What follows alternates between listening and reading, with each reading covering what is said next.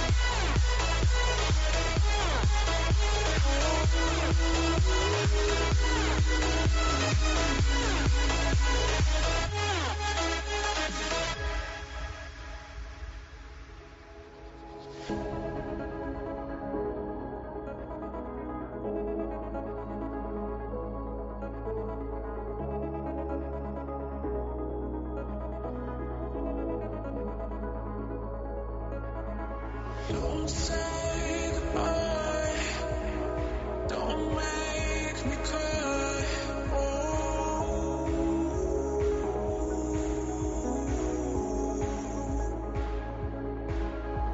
Fading again, but I won't give in to you.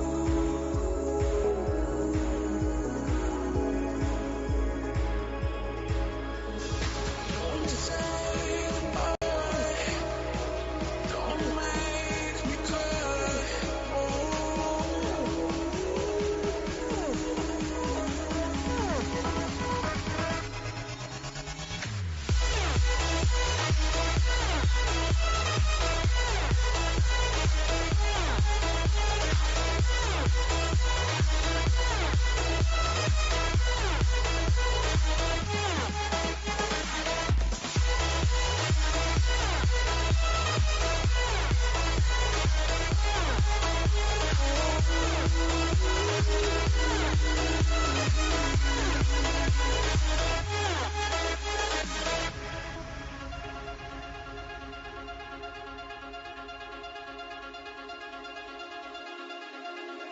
You say you're tired, and I say, darling, it's alright.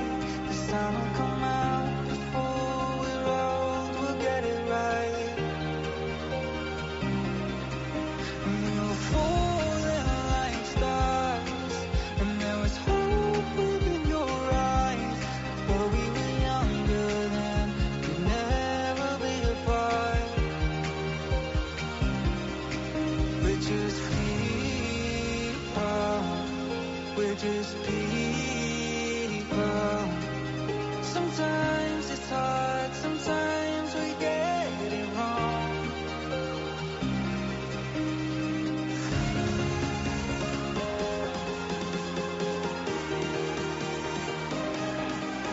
Sometimes it's hard, sometimes we get it wrong. We get it wrong.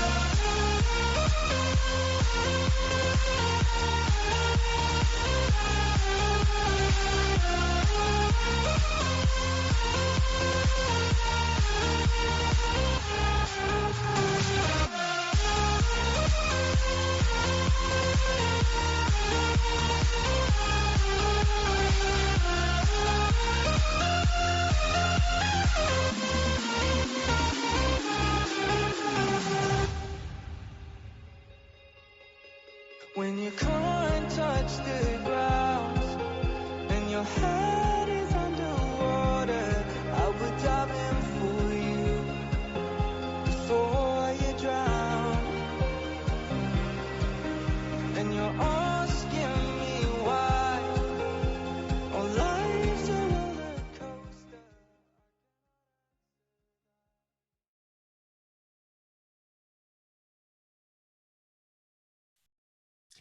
Assalamualaikum and hi everyone. Hi. Welcome back to another episode of Cho. And today I am your host Aida Nabila. Whew, it's been a long time since I come to be an MC for Cho. So I am so honored to come back here and I'm so excited to meet everyone. And for those who are here for the first time, you may never heard about us. So let me just go a little bit about what is Cho. Cho is is a campus community well-being and a content creator that discuss various topics related to higher education institution community. And Cho vision is to be a social enterprise focusing on giving values and assistance to the campus community. And we are fundraising in all of our event, and the fund will be utilized to the higher education institution student welfare based on those who request. So if you like to be a contributor and try to lessen their burden, so the details are as below. As you can see on the screen right now, that is walking and running very slow right now in on the bottom of the screen. If you'd like to contribute, please do so at the details below. All right. So okay, guys, this has been such a very long time since I come to Cho, so I'm excited. And also today's topic, all right, I believe everyone has seen our poster. Okay, the topic is about a lifelong dream to study abroad. And I believe it's everyone's dream to study abroad, isn't it? If it's not you, it's my dream also, right? And also it's everyone's dream to go and study abroad. So I'm so excited because today we are going to meet two of our friends from two different, I mean, they are Malaysian, right? Both of our friends are Malaysian, but they are studying in two different countries. One of them is from a country that is always buzzing, that is always trending on Twitter, on YouTube. Like, I mean, if I mention this country, everyone will be like, oh, okay, they are so excited. We have our friend all the way from South Korea, from Hanyang University, that is Xowa. All right, I'm not going to show him right now. I'm going to show him right now. I'm going to introduce it later. And also, we have our friend all the way from Europe country. Yes, from Europe country. You guys know where? You guys know where? All right, it's from United Kingdom. That is from the University of Manchester. So we have two of our friends here. So I am so excited to see them. I'm so excited to know their story, and I just want to know, like, how can they be, like, they are studying right now in study abroad, right, in South Korea and also UK. So I want to meet them. So are you guys excited? If you guys excited, please comment on the YouTube, because I know you guys are watching it from YouTube right now. Say yay and get ready for it, because you are going to meet them in just a bit a while, because I want to call a friend of mine, because today I am not alone, because we have two beautiful guests with us today. So I'm not going to be the only one centering this MC. So I would like to invite a friend of mine from CHOP also, that is Ika, to join me for our MC today. Hi, Ika. Hi, Ida. As How are usual, you?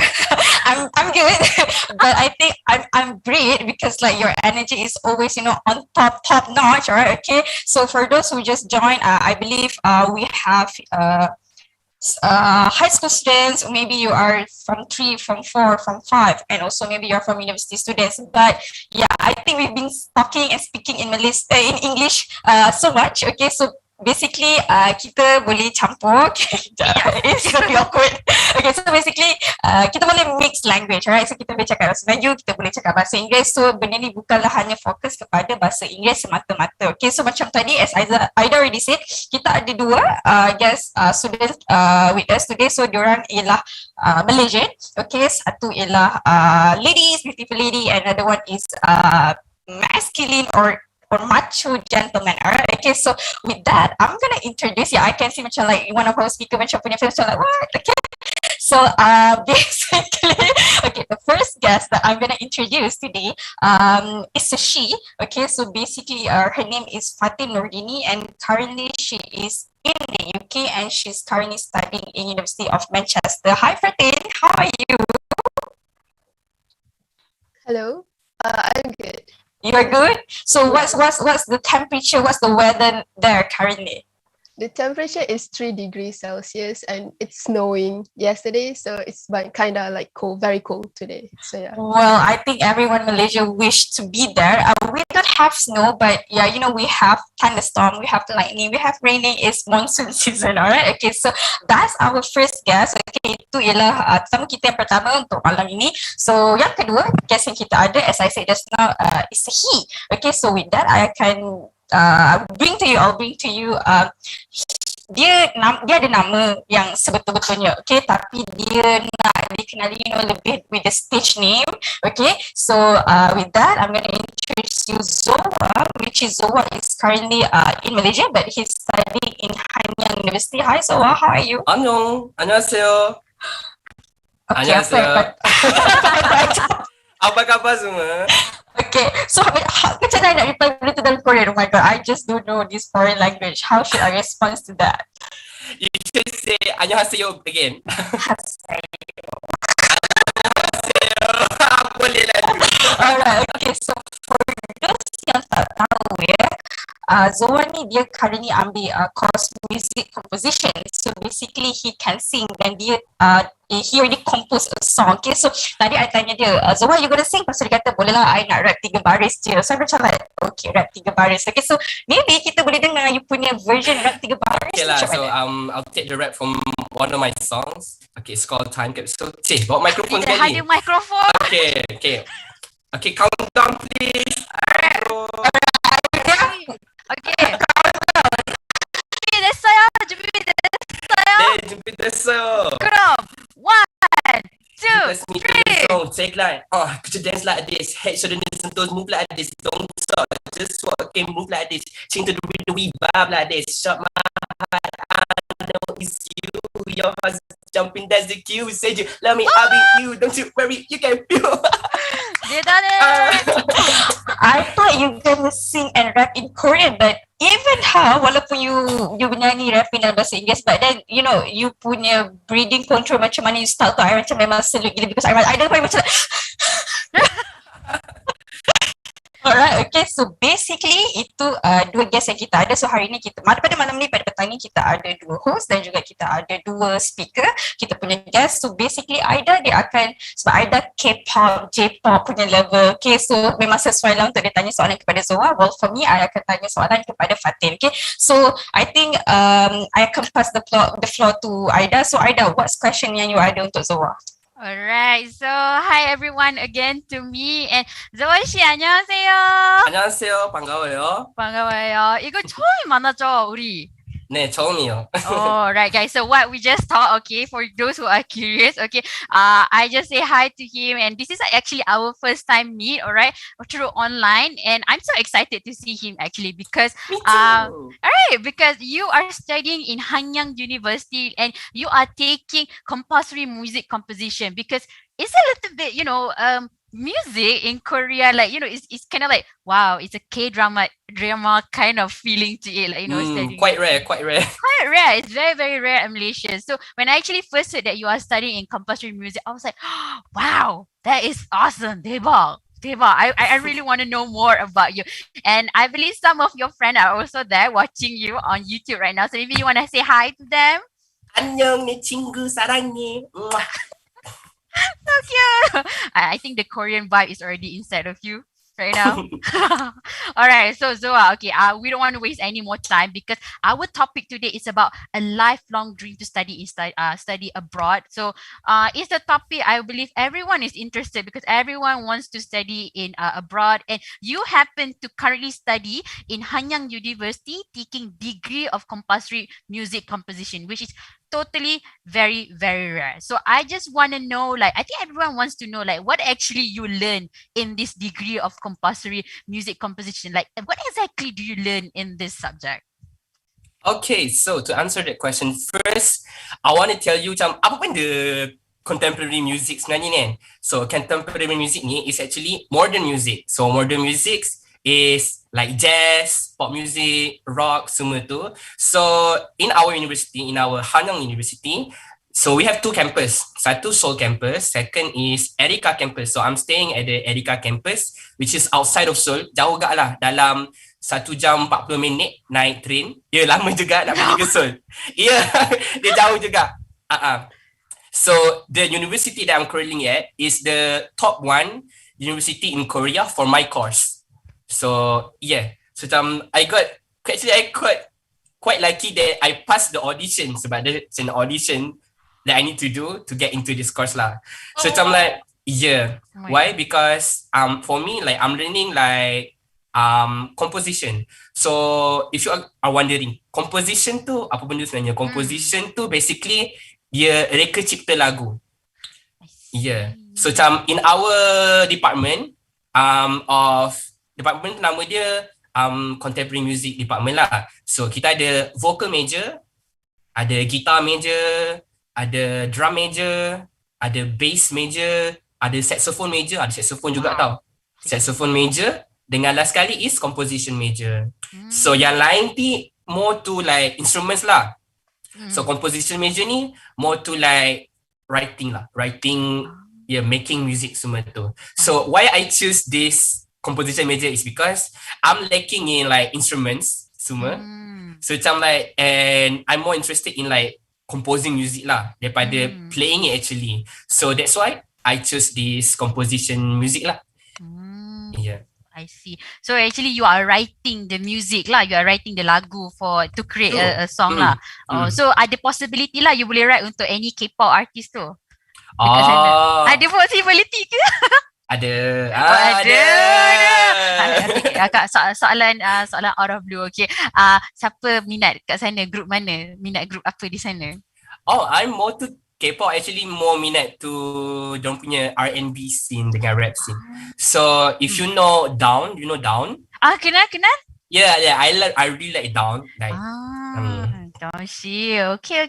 So we can await possible a music come from you. Amin. Amin. Okay. Alright. I want to know more. Okay, before we go to a burning question lagi, I believe everyone is interested to know is that this is going to be a question that mesti orang tertanya-tanya, like out of all the university in the world, why South Korea and why Hanyang University? Okay, so funny story actually, I tak ada plan pun nak pergi Korea actually. Yeah, asal-asalnya I was going to go to Japan. Oh, Take engineering course. Lain kan engineering pula. oh my god. Yeah, tak ada tempat yang music kan. So like that was my dream. That was my lifelong dream during sekolah menengah. And then after SPM, me and my family went to Korea for like holiday lah kan. So I'm like, wow, I really like the vibe here, like how like everyone is taking like public transportation semua dengan Hangul semua tu, like I'm very macam best lah. I really love the atmosphere. Lepas tu macam that was my first time I'm actually like introduced to K culture actually. Wow. Yeah, my first time. So before that, I was a anime guy. I was an otaku guy. Otaku Yeah. guy. Shitemasu. Yeah. Yeah. Lepas tu, so and then like walaupun dah ada di Korea tu, I was still bertekad lah untuk belajar engineering and dekat Tohoku University dekat Japan. Wow, okay. Yeah. But I think back again, like, why am I following things that people are telling me to do? Just because I'm a science major masa sekolah menengah, tak semestinya I need to be a science student and follow the same role kan. So macam I decided to follow my passion lah. So when I was in like so macam okay, my SPM result wasn't good enough to get a scholarship from MARA ke JPA ke ataupun MAX MEXT, which is the organisation dekat Jepun yang bagi scholarship for students kat Malaysia, dekat luar negara lah. Yeah, so I tak lepas, my results tak lepas for this all 3 days. So macam I decided to go to education fair dekat Mid Valley, which is almost ada every year. I think 2 times a year actually. Tapi sekarang COVID ni tak ada sangat kot. Tapi itulah. But where it ends, you guys should go if you're really interested. You can go to education fair dekat Mid Valley. So I went to this education fair kat Mid Valley kan. I pergi dekat international section. Jepun tak ada. Yang you nak tak ada. Yeah, Jepun tak ada. So macam tak ada Jepun. So macam last ada booth Korea ni kan. I'm like, boleh lah pergi kat booth Korea ni. So like, yeah, sounds really interesting tau. Yeah, okay. Yeah. So and then like I went to this booth Korea and then they told me about there are an agency that brings Malaysian students to Korea. Memang diorang settle semua from nak buat visa semua diorang buat, nak translate documentation from SPM kan bahasa Melayu kan. From bahasa Melayu to English and Korean, diorang pun buat semua tu. So we don't have to pening kepala nak buat semua visa tu. Diorang yang buatkan semua tu. So I was really into that. And also like I went to Korea before and I really like the scene over there. And I also remember that in Asia, like K-pop is like the K-wave, the Hallyu is really like rising really big, you know. So like I think like where else should I study about music and like modern pop culture in Asia besides Korea? Because like they are paling successful yang kita nampak actually. So like I want to learn more about how the industry is like there. I mean like, okay, we know how is the industry like there, tapi knowing dengan actually experiencing living in that industry is berbeza. Definitely. So I think that I can learn a lot by masukkan myself in the industry over there and then learning a lot and then bringing it back to Malaysia. So that's why I chose Korea. And Hanyang University is because it's the best university for my course. Yeah. Yeah, but okay. That is a very interesting way of how things turn, like from engineering major to music, and then how you get into Hanya is like, I mean, life is very very apa tu unpredictable. Unpredictable kan? Right. Macam tak sangka lah engineering major boleh tukar kepada music, so it's very interesting. And I never know actually that dekat Mid Valley ada career fair. So to those who are watching right now, rajin-rajin lah pergi ke Mid Valley ataupun cari career fair because mungkin akan Education fair. Education fair, bukan Mid Valley fair, education fair, alright, okay. So mungkin you boleh stumble upon these chances macam mana Xowa stumble upon, which is very very unique and very interesting. And maybe Xowa, you can share dekat Instagram ke nanti, like what's the name of the education ke edu fair kan, so that macam people will go and try to see, like it's really really fun to know that they are helping you from the very first to the very end. So lucky you lah Xowa, lucky you, alright. But I want to know more about it, but I tak nak tanya everything right now because we gonna invite our other guest untuk datang right now to talk about her experience to go to UK. So after this kita sambung balik tau Xowa, alright? So I want to know more about it. Okay, so let us invite Ika. Hi Ika. Hai, I rasa dalam banyak-banyak Aida punya cara cuk kan. I rasa malam ni dia macam ada hantu Korea ni masuk. Ika, you should know. Dia berkaitan dengan K-pop, J-pop ni semua yang dekat dengan I ni, dia hantu dia lain sikit tau. Hantu dia macam night shift, okay. Tapi tak apa, alright, that's good. It's very energetic. That means you know what you're talking about. Okay, so too bad Fatin, I tak boleh nak cakap foreign language. Okay, I tak boleh nak cakap whatever language that they know how to talk and they know how to speak. So okay, tadi kita dah pergi dekat, you know, yang very high. Okay, I'm not saying that I'm not high, but maybe, you know, like elderly.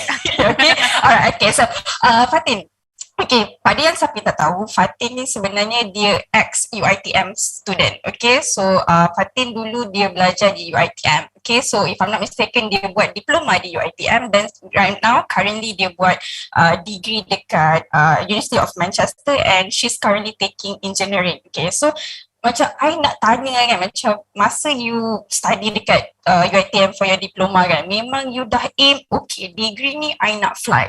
So you memang work hard to fly ataupun macam you memang tak plan, lepas tu sekali you perform very well masa you punya diploma and then suddenly university nampak the chance, the potential in you, lepas tu diorang macam okay Fatin, you want to go to UK? Okay, we gonna support you. So macam mana, how the transition you boleh daripada UiTM and then you fly all over to Manchester?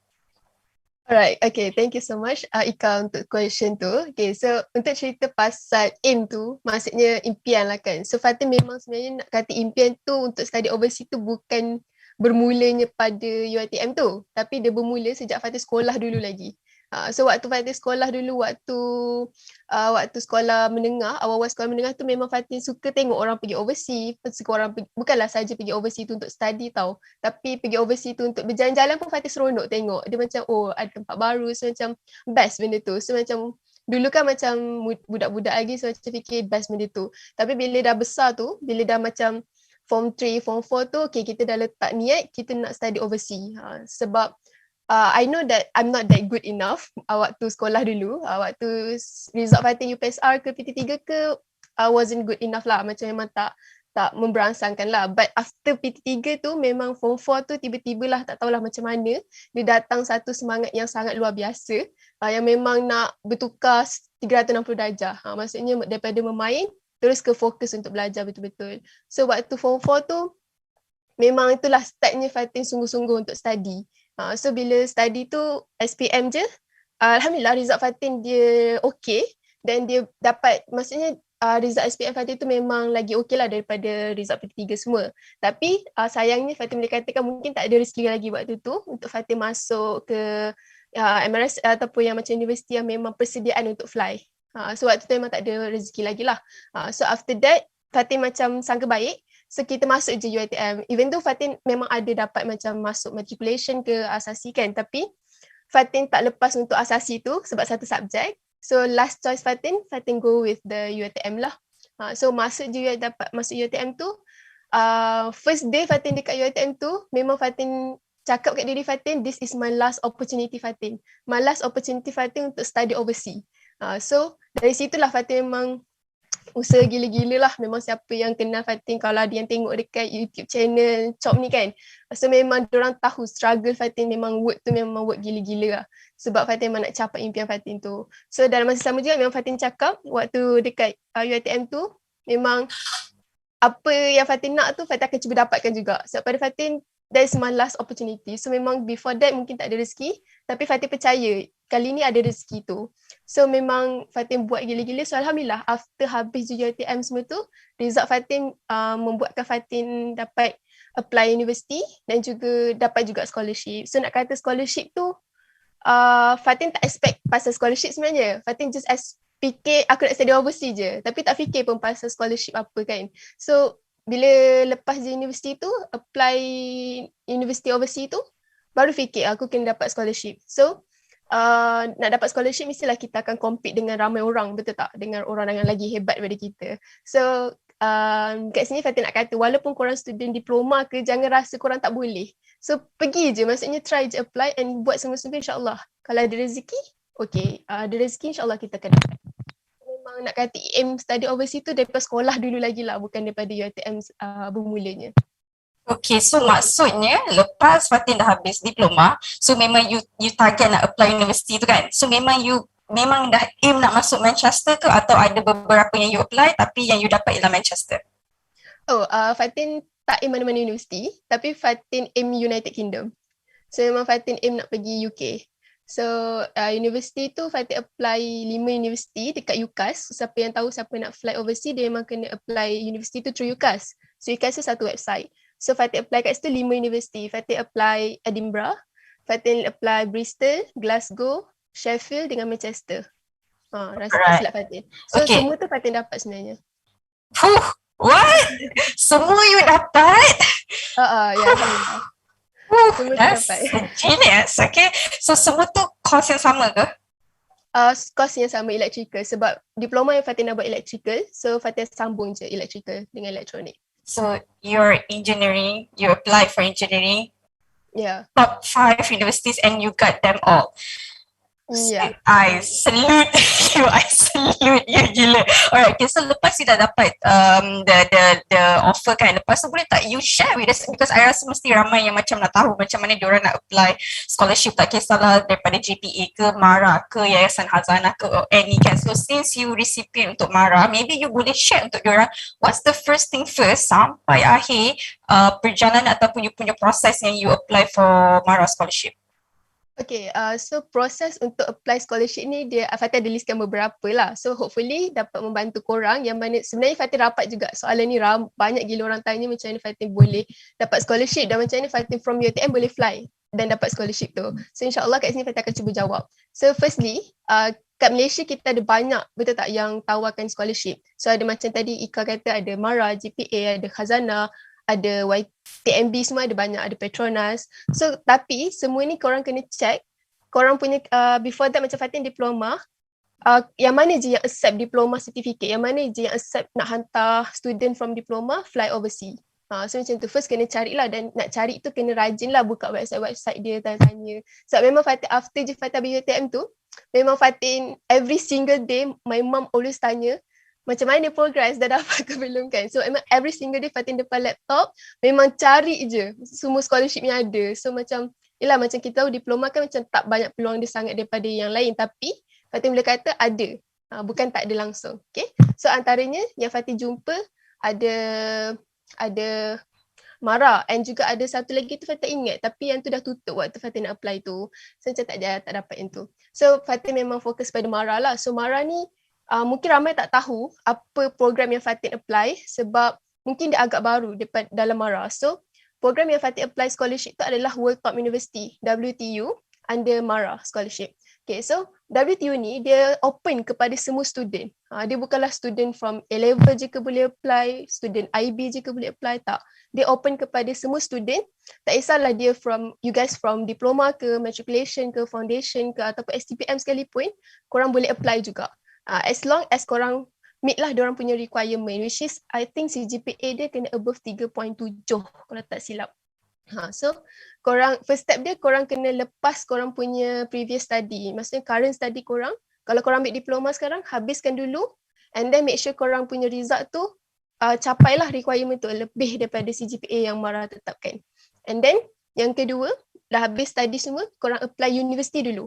Apply universiti macam Fatin kata tadi, kalau korang nak apply universiti macam dekat UK ke, dekat US ke, dekat Canada ke, kat New Zealand ataupun Fatin tak ingat satu lagi, korang boleh apply through website UCAS.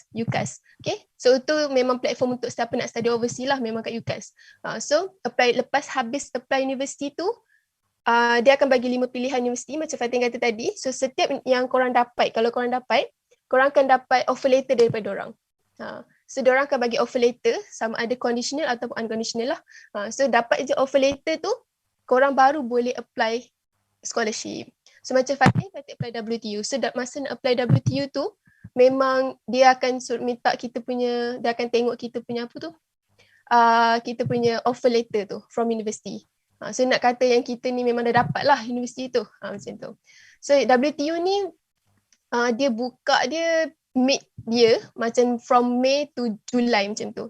Dia tak tetap tau tarikh dia. So korang siapa yang nak cuba tu, kena make sure korang tak terlepas tarikh tu. Macam mana dengan korang sentiasa keep up to date lah dengan Instagram Mara, dengan website Mara. Sebab dia buka memang sekejap je, dalam 2 minggu macam tu dia dah buka tu dia tutup. So korang kena cepat dan jangan terlepas lah macam tu. So lepas korang dah apply WTU tu, korang dan juga boleh Fatin selitkan tak, sebenarnya ramai yang tanya WTU ni ada interview ke tak. Sebenarnya WTU ni dia tak ada interview pun. Saya tak tahu kenapa WTU ni tak ada interview. Cumanya dia ada ujian psikometrik. Tu dia menggantikan interview tu lah. So korang kena jawab ujian psikometrik. So ujian psikometrik ni kalau rasanya ramai yang tahu. Dia macam kita ambil dekat sekolah menengah dulu. Yang macam uji kita punya minda, kebat, IQ semua tu.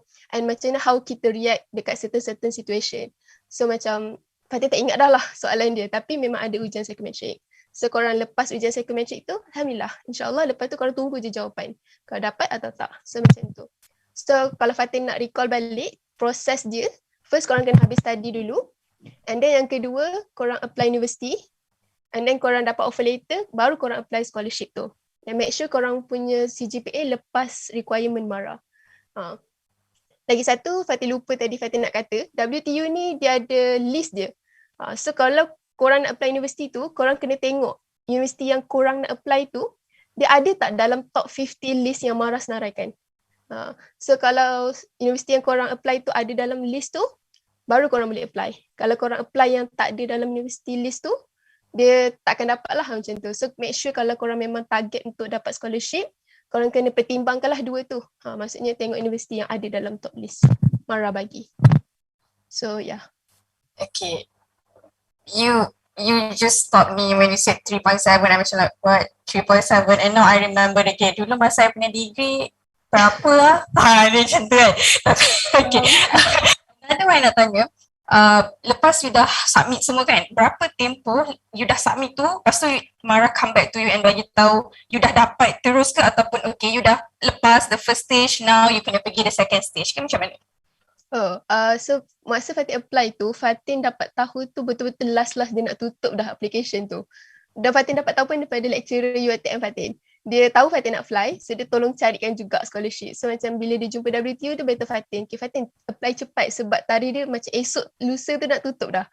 So waktu tu memang Fatin terus apply, and then dia ambil masa agak lama jugalah untuk WTU tu punya result keluar. So macam dalam sebulan jugalah. So macam dalam bulan 7 macam tu kot baru Fatin tahu result. Okay. I don't know, I'm sorry, but I'm just so macam like 3.7 lepas tu you macam like you get all the opportunity, but I think you know rezeki memang tak pernah salah lama. If you really aim for it, you memang dah set your mind like that, you always gonna get that kan. So tak apa, we gonna come back to that. I hope selepas ni jawapan-jawapan yang you akan bagi tak kata peranjakan I, sebab I don't know if I can take it macam like okay. So I rasa memang session malam ni is a bit balance, you know, dia ada hype, lepas tu dia macam like something serious macam like susahnya, lepas tu dia macam hype balik. Tak apa, I dengar apa tak boleh hype macam like okay. So kita kita perlukan, kita punya dua orang team yang sentiasa hype tu. Okay, so I'm gonna pass back to you with your Korean shit di dalam video. Alright, thank you Ika. Annyeong back again everybody. Alright. Annyeong.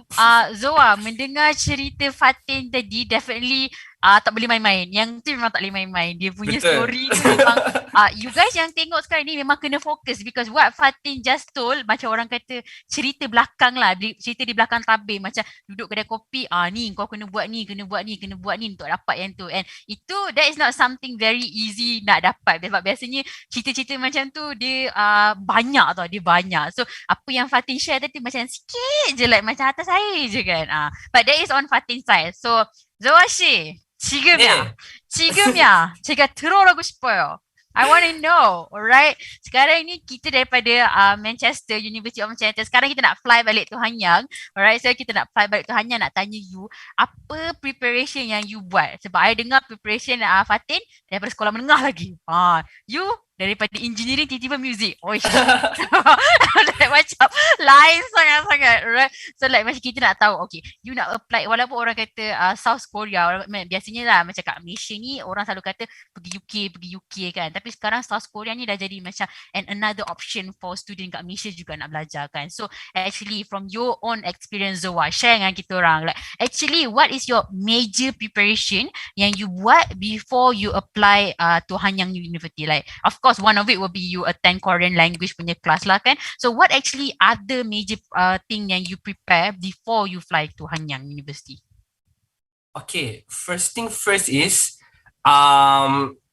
you guys kena tahu how to get there actually. Sebab one thing is sebab Korea is like they speak Korean. So macam information is very limited, you know, because if you go to the website bahasa Inggeris dia macam sampah.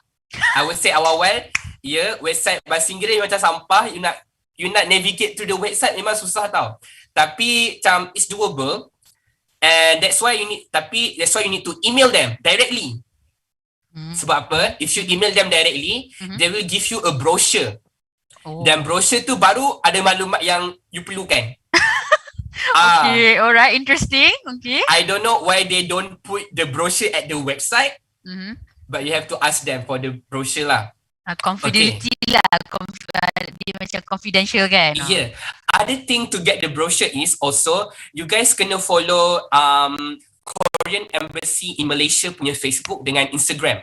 Why? Because actually dorang almost make the Korean education fair dekat Malaysia almost every year. So macam all of the top universities akan come to Malaysia and they will do their own education fair lah. So you can get all of the brochures and all the information dekat sana. So macam during this COVID pun ada juga dorang buat virtually. So to get the information you have to follow Korean Embassy in Malaysia punya Facebook dengan Instagram. Okay. So like for me, I have an agent. So I tak payah nak pening kepala nak buat visa, nak cari nak translate dokumen, nak sahkan dokumen semua tu, because all of that is my agent yang buat kan. Yes. So macam like I really recommend you, I really highly recommend you to get an agent. To get an agent. If not you can ask the masa you pergi affair tu, ask habis-habis macam mana nak apply like one by one. Faham? Nak apply one by one. Lepas tu tulis lah. Sebab nanti susah you nak refer back to those questions. Kira-kira nak datang edu fair tu bukan datang tengok-tengok bawa gadget, bawa peralatan bagai like sampai je annyeonghaseyo, saya nak tanya soalan satu sampai soalan ni. I see. Is that what you do waktu dekat edu fair tu? That's what I did. That's why rahsia dia di situ everyone. That's what he did. Bawa list panjang-panjang of questions. I see. That's why I did. Sebab that's what I did because one of the kat sana is a scholarship lah. But about that I'll talk about that later. Okay. So after that, for me as an agent, okay, one thing korang kena tahu because me I'm a self-sponsored student. So second thing that korang kena prepare is financially, and like that's a heavy topic tapi Yeah, I know. It's a very Yeah. heavy topic. Yeah. that's a heavy topic tapi okay, so to go to Korea, they will ask you for a bank statement of Oh, kejap. Sekaman. Okay, tarik nafas dulu. Bila cakap pasal financial ni memang tak boleh lah. Kita akan rasa, okay. Cigam ya, sejak keju saya. okay, 20,000 USD. Ulang balik saya rasanya interrupt tadi. 20,000 USD. Okay, they're gonna ask you for a bank statement, 20,000 USD. Yeah, it's quite a lot. Ini untuk for self-sponsored students. Kalau if you have a scholarship, tak payah pening-pala pasal bank statement ni semua. Ni as a self-sponsored student. Sebab apa? Because like, okay, Korea best, but you also need to know that Korea is like Singapore. Yeah, you also need to remember that Korea is also like Singapore. Even though it's slightly cheaper than Japan, tapi macam still like negara lain kan. So macam all of these numbers make sense juga. Sebab apa? Because why they need that statement? Because they want to know if you can like sara diri kat sana. Because it's an quite expensive country to sara diri. So you need to be prepared financially. Tapi macam macam berat, but don't worry, like there's a lot of scholarship that you can apply for. Macam yang Fatin cakap tadi tu pula, MARA semua tu kan. MARA you can apply for MARA. Yeah, and apply for JPS. There's a lot of options. In Malaysia pun banyak option actually untuk apply sana. Just need to belajar, get that 3.7 lah. 3.7, yes. Like when you come to scholarship, definitely they will know, they want to see lah you have a very good grade. Takkanlah you macam, I mean like 3.7 tu is like benda biasa kita dengar lah when they want to apply for scholarship. They really want to make sure that diorang bagi duit tu and that scholarship to the person yang memang worth it lah, orang kata. So that is not in denial lah, orang kata kan. Tapi I think like macam, is it kind of like recently, like macam before this, Korea macam taklah famous sangat di antara Malaysian kan. Jadi macam if now, do you think like sekarang ni banyak scholarship is open for student Malaysia nak study ke Korea? Sebab I know that you are self-funded, but how about scholarship? You pernah dengar tak like macam how they want to get scholarship if they want to study dekat South Korea? So basically scholarship pergi Korea lah kan. So macam like, okay, one good thing yang Korea ni famous dekat Malaysia is, that means kalau they have quota for Malaysia, quota tu akan makin besar. So macam contohnya, kalau dulu mungkin quota tu 3 kan, now maybe they make 15 for scholarship. Yeah, why? Because business wise, like because Korea is famous in Malaysia kan, so macam they want that diplomatic hubungan, so that's why they make more opportunities for Malaysians to get the scholarships. So okay, so kalau kat Malaysia ada MARA, JPA, semua tu macam Fatin dah explain tadi kan, also the same thing, but the one that I want to tell you is about GKS. GKS is Global Korean Scholarship. Okay, so ada pros and cons. Okay, let's go to that. Okay, I'll tell you the good stuff first. Okay, so the good stuff is, so they sponsor your tuition fees, of course, your ticket flight from datang sampai balik, and every month you're gonna get around 500,000 won, which sama dengan lebih kurang 500,000 won is around 3,000 ringgit, 3,500 as duit belanja.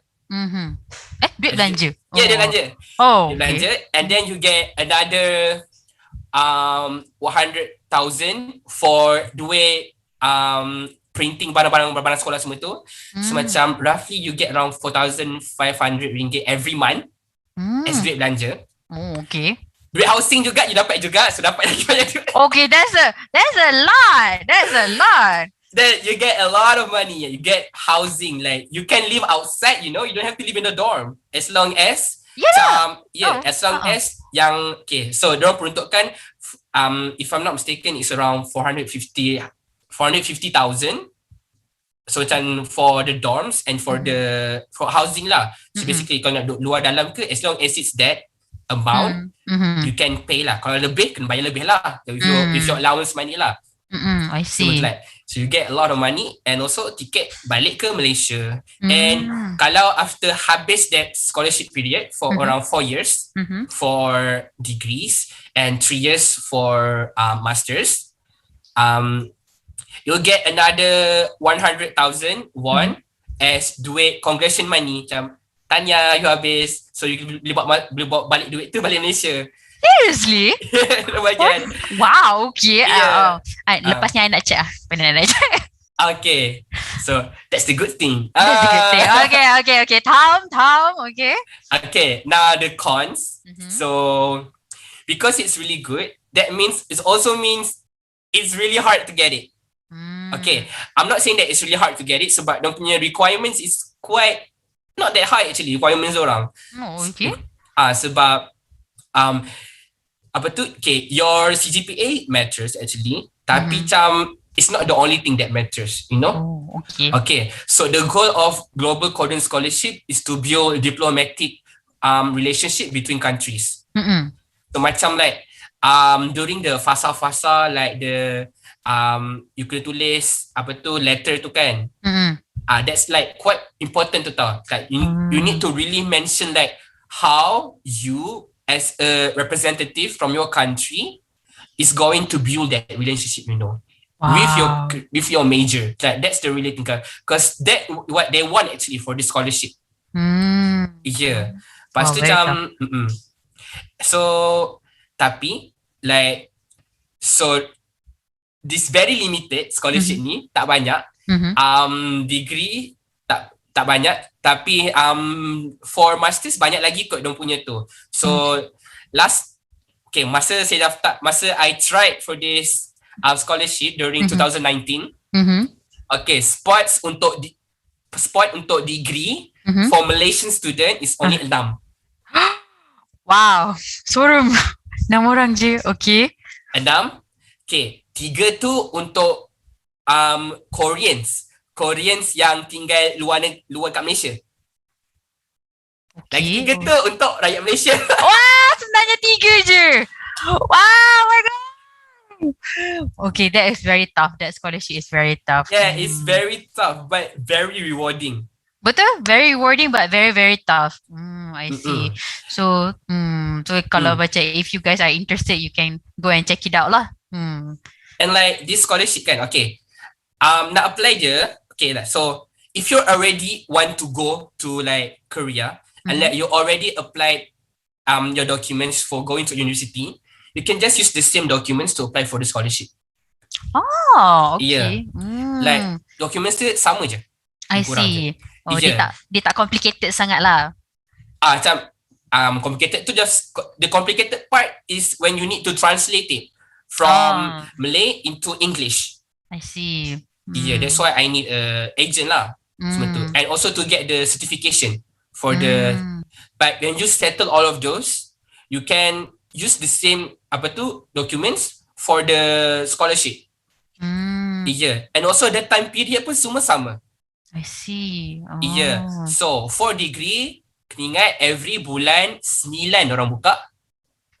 Every bulan 9 dorang akan buka, dorang tutup pada bulan 10 untuk degree. Okay, sebab apa? Sebab degree student akan masuk pada bulan 3, which is spring intake. Yeah. Lepas tu for if you're like master student ke apa, you need to standby bulan 3. Bulan 3. Take note everybody. Dan tu diorang buka. Lepas tu macam, okay, semua ni kan ada dekat yang Korean Embassy in Malaysia punya FB, Facebook and Instagram. So if you really want to study there, you have to follow these 2 accounts. Alright. So everyone, dengar tak tadi apa yang Xowa cakap? Dia cakap if you truly really memang nak step foot and belajar dekat South Korea, please follow these 2 page. There is apa tadi Xowa? 2 of it is Korean Embassy Korean Embassy in Malaysia, Facebook and Instagram. Okay, Korean Embassy in Malaysia, Facebook and Instagram. Please follow if you guys truly nak pergi ke South Korea. Alright, so if you guys are like masih lagi di sekolah menengah and you guys memang nak pergi, this is the time. Start buat macam Fatin buat. Sekarang dah ada impiannya untuk pergi ke sana. Start chat diorang punya Facebook and also everything so that you guys are ready and aware on what to do in order to fly to South Korea. So Xowa, that is a very informative sharing. I pun tak pernah dengar about it. It's very rewarding. But I nak habis dah my degree. So jadi South Korea tu kita pergi melawat je lah. Boleh, Roger saya. Saya bawa jumpa. Oh, Saya yes. bawa tour. Yes, boleh. I akan jumpa. Nanti COVID dah calm down sikit. I got calling. Zoshi, 나 지금 한국 갈게요. So I'm gonna call you, alright? Okay. Actually, like, so, ada plot twist sikit. Plot twist sikit. Ada plot twist juga. So, macam K-drama, betul lah. So, I self-study kan. I self-sponsor kan. Actually, I'm also a scholarship student. Tapi, okay. Tapi my scholarship is not GKS, it's not MARA, it's not JPA. My scholarship is from the Hanang University, Hanang Jahakum, the scholarship. So macam most university in Korea, they have a thing called entrance scholarship. So basically, when you apply for that university and you're an international student, you basically already applying for a scholarship. Oh. Yeah. So the scholarship that I got is 70% off out of my tuition fees. Oh, 좋네. Yeah, cocok. Lepas tu, so asalnya I need to pay around 20k MYR for each semester. But now I just need to pay 5,000 for each semester. 와, 좋다. 진짜 좋다. cocok. I mean, kalau university kat Malaysia pun every semester we pay around, like if private university lah kan, we pay around 3k juga per semester. So jadi macam it's quite relevant jugalah, macam it's not really a burden to pay that much lah orang kata. 5k, I mean for private university kat Malaysia means macam sama jugalah orang kata kan. So yeah, nice. Yeah.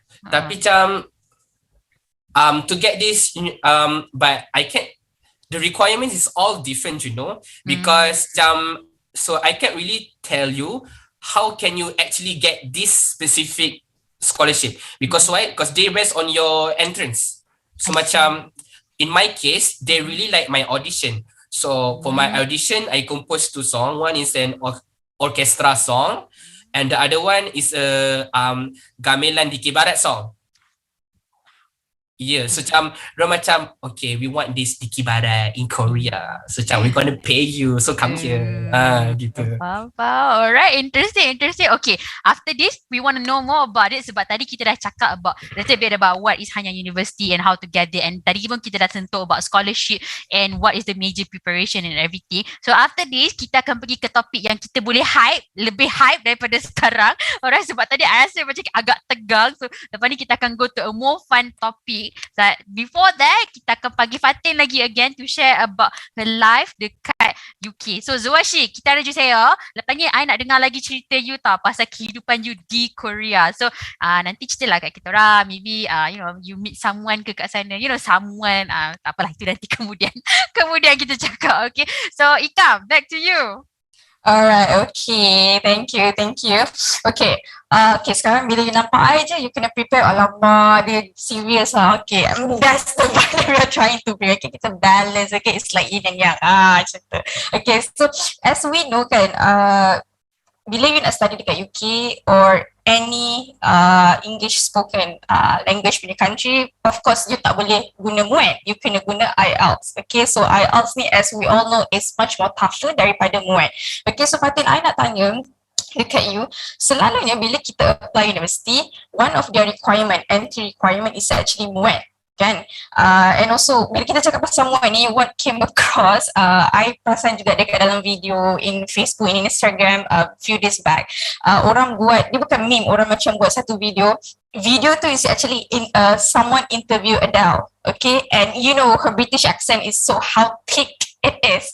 Lepas tu everyone is like, even even me myself ambil muat and band 5, I still couldn't understand Adele punya English, you know, the accent of British accent. So bila kita cakap pasal Malaysian yang kita punya bahasa kebangsaan is actually bahasa Melayu, lepas tu kita nak ambil muat untuk pergi keluar. So untuk perjalanan tu, you apply dulu bila dah dapat baru you ambil muat, ambil IELTS, ataupun you apply IELTS dulu, lepas tu baru you apply for the university. Okay. Hopefully Fatin faham soalan tu sebab dia macam rumit sikit. So okay, soalan dia Fatin rasa macam ni. Okay. Adakah Fatin ambil IELTS tu before Fatin apply university ataupun after? Yes. Betul ke? Yes. Okay. So soalan dia, jawapan dia Fatin ambil IELTS. Sebenarnya University of Manchester dia tak perlukan IELTS pun. Dia tengok kita punya result SPM yang English SPM tu. So yeah. So dia tak perlukan IELTS. Tapi IELTS ni diperlukan untuk MARA scholarship. So untuk dapatkan scholarship, IELTS kena ambil lah. So dah MARA dia tetapkan kena dapat above 6.5, band 6.5 above. So yeah, macam tu. So before lah. Okay. Tak perlu pun. Okay, so as kita tahu UK punya entry semua semester is basically by September, kan? By September. So sekarang ni bila masa Fatin ambil IELTS dan bila masa Fatin apply dekat UCAS? So mesti orang nak tahu sebab macam okay, kalau I nak ambil habis SPM tahun depan, so I akan dapat result by this year. So kalau I nak apply, I dah aim, so maksudnya dia nak tahu timeline tu kan. Kalau I nak masuk bulan 9, by bila I dah kena apply dekat UCAS semua tu, lepas tu by bila pula I nak apply untuk IELTS. So boleh tak Fatin share? Maybe I think it's going to be useful for the students' perspective. Alright, so Fatin cerita tentang perjalanan Fatin lah untuk fly tu. Okay, so after Fatin habis diploma Januari 2020.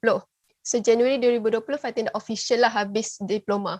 So after that Fatin terus apply universiti. Fatin terus apply universiti. Tapi before Fatin apply universiti tu, Fatin sempat masuk ke UiTM Shah Alam untuk buat penerapan satu semester. Maksudnya Fatin apply juga degree dekat Shah Alam. Dan Fatin masuk penerapan tu bulan 2. Sebab just lah preparation backup plan kalau tak dapat overseas kan. So macam tu.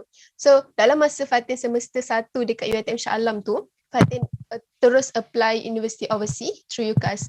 Tu dalam bulan 3 macam tu Fatin apply. So bulan 3 macam tu Fatin apply dan result UCAS ni dia agak cepat. Dia based on university. So kalau ada university tu 1 minggu dia dah reply kita dapat atau tak. Ada university yang macam Fatin rasa Edinburgh dia lambat sikit. Dia dapat dalam 1 bulan macam tu baru kita dapat tahu result. Kita dapat ke tak dekat universiti tu. So after Fatin dah apply semua university dekat UCAS tu, and then Fatin dah dapat result.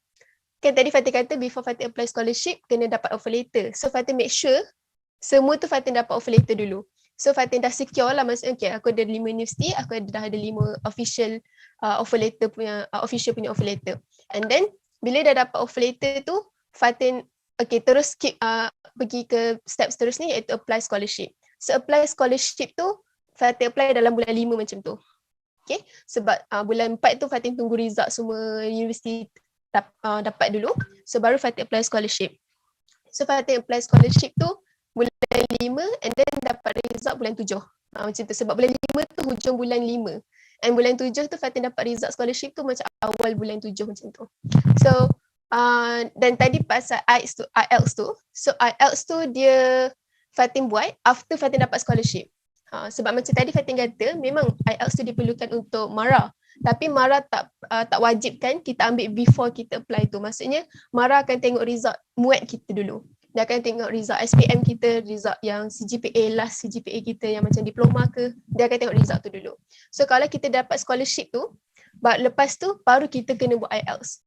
And then kena make sure lah IELTS kita above band 6.5. So macam tu. So IELTS tu Fatin ambil dalam bulan 8 macam tu. So dia agak pack lah kat situ, memang pack gila. So benda tu memang apply untuk undergraduate student dengan juga postgraduate yang nak apply untuk MARA ke, ataupun dia punya requirement yang MARA bagi tu is actually just for undergraduate students? Setahu Fatin WTU tu dia untuk undergrad. Okay, faham. Okay, so sekarang kita cakap pasal IELTS kan. I think IELTS I know it's okay, I know it's tough sebab dia ada 3 benda sama macam Muat. Okay. Yeah. Macam mana what is the first step masa you apply IELTS? Macam mana you apply, lepas tu berapa yang you bayar, lepas tu berapa lama tempoh you dapat result. Okay, lepas tu pula let's say kalau kita tak dapat 6.5 then apa lagi? Maksudnya kena apply lagi ke, kena bayar lagi ke, macam mana? Can you share with that? Okay, so untuk IELTS tu, Fatin apply, Fatin macam tadi Xowa dia kata guna agent kan. So Fatin apply universiti semua tu pun Fatin guna agent juga, iaitu agent IDP. So kalau siapa tahu IDP tu memang agent yang tolong kita untuk apply universiti semua. Dan IDP tu pun dia ada buat untuk IELTS. So macam kita boleh ambil exam dekat IELTS tu juga. Ambil IELTS dekat IDP tu juga. So office dia dekat KL, Fatin sebab Fatin duduk Selangor. So Fatin pergi office IDP tu dekat KL yang dekat dengan British Council dekat dengan KLCC tu kot. Fatin rasa. So Fatin ambil IELTS tu, Fatin kena bayar 800. Bayar 800, so lepas tu Fatin jawab exam tu. Dan result dia dalam sebulan jugalah kot. Macam before that. Macam kurang daripada sebulan lah untuk dapat result tu. So kalau macam tadi Mara tetapkan 6.5. So kalau tak dapat 6.5, kena ulang lagi sampai dapat. Kena buat sampai dapat lah. Sebab kita dah dapat scholarship tu. So memang dia macam ikut buat budi bicara lah macam tu. So kalau kita lepas dah dapat result IELTS tu, kita kena hantar result tu dekat Mara. So Mara dia akan bagi tahu kita dah lengkap belum kita semua dokumen kita. Sebab after kita dapat scholarship tu, dia akan minta kita hantar beberapa dokumen yang diperlukan. So dalam dokumen list tu dia ada IELTS punya result. So diorang akan check and then diorang akan tengok lah, kalau tak lepas diorang akan call kita. So kita kena ambil balik lah macam tu. So kalau lepas je lah macam tu. And kena bayar balik lah. Okay, lepas Fatin ambil IELTS, berapa lama tempoh baru dapat result? Baru dapat tahu result? Result IELTS ke? Result IELTS. IELTS tu dalam less than 2 weeks lah. Okay, so it's quite fast. Okay. Yeah. So boleh you share tak dalam, sebab I believe IELTS kita ada 3 komponen, which is speaking, writing and also listening. Dalam 3-3 ni, mana yang paling toughest? Yang macam orang memang kena fokus lebih dekat part tu je. Okay, so Fatin, IELTS tu dia ada 4 sebenarnya. Dia ada speaking, writing, reading dengan listening. So ada 4. So Fatin masa Fatin buat IELTS tu, Fatin buat computer base. So computer base tu kita hanya dapat one chance je. One chance je untuk kita, contoh listening kita boleh dengar sekali je. Dia tak boleh ulang 2 kali. Macam mic kita boleh ulang 2 kali kan. So macam kalau 2 kali tu kira okey lah, tak dapat first kita boleh, okey tak apa, second chance ada lagi. Tapi kalau IELTS ni dia memang kalau buat computer base memang dia one chance je. So one go je lah. Kalau tak dapat dengar tu hentam je lah macam tu. So Fatin rasa yang paling crucial yang Fatin rasa kena fokus adalah I think dia punya reading. Sebab soalan dia most macam sama jawapan dia, macam semua boleh betul. Macam sebab dia kena pilih kan reading tu. So macam and juga listening I think. Sebab listening dia ada accent. Dia macam cakap English accent. So macam kita nak pergi UK kan, so kita kena dengar lah accent tu. So macam kat situ lah macam kena faham lah accent dia macam mana. Okay, so I rasa dia mungkin sama juga macam Muat pun, macam mana pun orang mesti akan risau part yang listening ataupun reading, sebab kadang-kadang it's based kalau siapa yang ambil dekat day 1, contoh maybe kalau day 1 walaupun you repeat 2-3 kali sekalipun, tapi kalau you punya audio is not really clear pun still sama, tak ada guna kan. Okay, so for those yang ada soalan nak tanya, you guys boleh tanya dekat the comment box. I rasa kita ada banyak soalan yang kita nak tanyakan kepada you guys, even some is about postgraduate students dan postgraduate studies dan sebagainya. Okay, tapi tak apa, we're going to come back to that later on. So I think you already covered for Muat, and also I think the crucial part is usually not Muat, sorry, about IELTS. Okay, so tak apa, nanti we're going to come back about your life in the UK. So I akan pass again to our balance those 2 hype team. Alright, okay, so those duo, you can come back and take your stage. Alright, kamsahamnida Ikashi. So we are back again, alright, with our session. So Xowa, tadi what you rasa macam mana mendengar cerita Fatin on preparation of IELTS ni semua kan, like macam sebab Korea I tahu dia macam level untuk Korean language tu macam ada 2 je kan, like macam I ada 6. Oh, okay, ada dah. Okay, I don't know. Alright, sebab macam I macam I dengar like macam dia ada like macam level-level ni semua kan, tapi macam macam mana like okay, dia masih sekejap I don't know, I cannot brain my question sekejap. Tapi macam okay, so tadi kita dah sentuh on your preparation, like macam you pergi ke edu fair and then lepas tu regarding scholarship, so those are like the two things yang you nak kena prepare lah. And also like macam you have to prepare also on like you nak masuk that university, you kena prepare on the audition, on like yelah sebab you nak masuk that university kan, so they, and especially you masuk dalam music, so you need to prepare some sort of like audition, lagu ni semua everything kan. Okay, let's talk about language kat sini, sebab language is one of the essential like major thing that you kena ada in order for you to live in South Korea, sebab South Korea is not an English speaking country, and walaupun I know like now most of them boleh cakap English, but they are not like as fluent as us. Like macam kita kat Malaysia, even pakcik depan rumah kita pun boleh cakap bahasa Inggeris lagi terror pun daripada kita kan. Tapi kat Korea like it's a very different kind of nature. Jadi macam mana like how language, like macam how long do you study for your language, Korean language, and do you take exam, and like what is your preparation for the language in order for you to survive in South Korea? And also how is your life in South Korea, walaupun you barulah sekejap kat sana kan, but how is the life there? Like share with us, Xowa, share with us. Okay, one thing, Korean language susah. Yeah, no. So shit.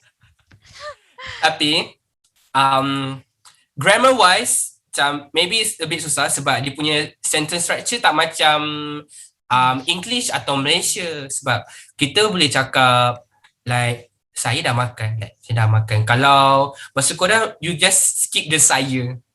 Just 먹었어요. Terus skip macam tu. So macam there's that. Tapi dia punya writing memang the most simplest thing in the whole world lah, I think lah, because you can learn the writing actually for one day. For one day you can learn the writing already. Is it? Yeah, I've managed to teach someone the writing. Wow. And then they can do it for one day. Correct? Correct. Lepas tu, yeah. So for me, like how I studied Korean kan. Okay, so my flight was on the 30th of November. So that's for my Korean language course dekat Korea. So I took my Korean language course kat Korea. Kat Malaysia pun kita ada Intech, kita ada UniKL. Banyak lah, banyak. Banyak juga. But for me, I chose to pergi kat Korea terus. Sebab beza dia, when you're in Korea, macam okay, the thing yang we learn kat Malaysia semua sama je, sebab kat Malaysia pun orang Korea yang ajar. Tapi when I'm in Korea, I'm forced to use Korean language. You know? Everyday punya ni lah. Yeah. I'm forced to use Korean language. So that's why I chose to learn Korean language kat Korea. So 3 months before that, I'm macam like, okay, I don't want to go to Korea like empty-handed, you know. I want to have something. So what I did is, for 3 months, I learned Korean language by myself through Udemy. You know, and there's an application and also a website called Udemy. Dia macam Skillshare lah, where you can learn any skill that you want. For me, I chose Korean language lah. So, but for me, I want to challenge myself more. So I decided to take the language exam. Oh, I see. Yeah. So language exam, dia ada dua. Topic 1 and topic 2. Okay, topic stands for Test of Proficiency in Korean Language. Topic. So topic 1 ni is beginner level lah. So topic 1, the highest grade that you can get is level 2. Oh. Level 2. For topic 2, the highest grade you can get is level 6. Oh, wow. Okay. Yeah, so dia topic 1, level 1, level 2. Topic 2, level 4, level 3, level 4, level 5, level 6, 33. Level 3, 4, 5, 6. Okay, so macam, and I took that test in Korea actually. Both of it? Topic 1 and 2? No, the first one. Oh, okay. Yeah, so actually during July, I flew to Korea just to take that test. You're like, wow, okay. Kat Korea, semangat. Yeah, sebab during that time, dekat I don't remember why, but I think that time that year kat Malaysia tak ada.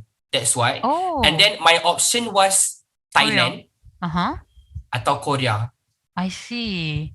Yeah, so macam Korea je lah terus. So yeah, so my family pun macam ambil kesempatan holiday sekali.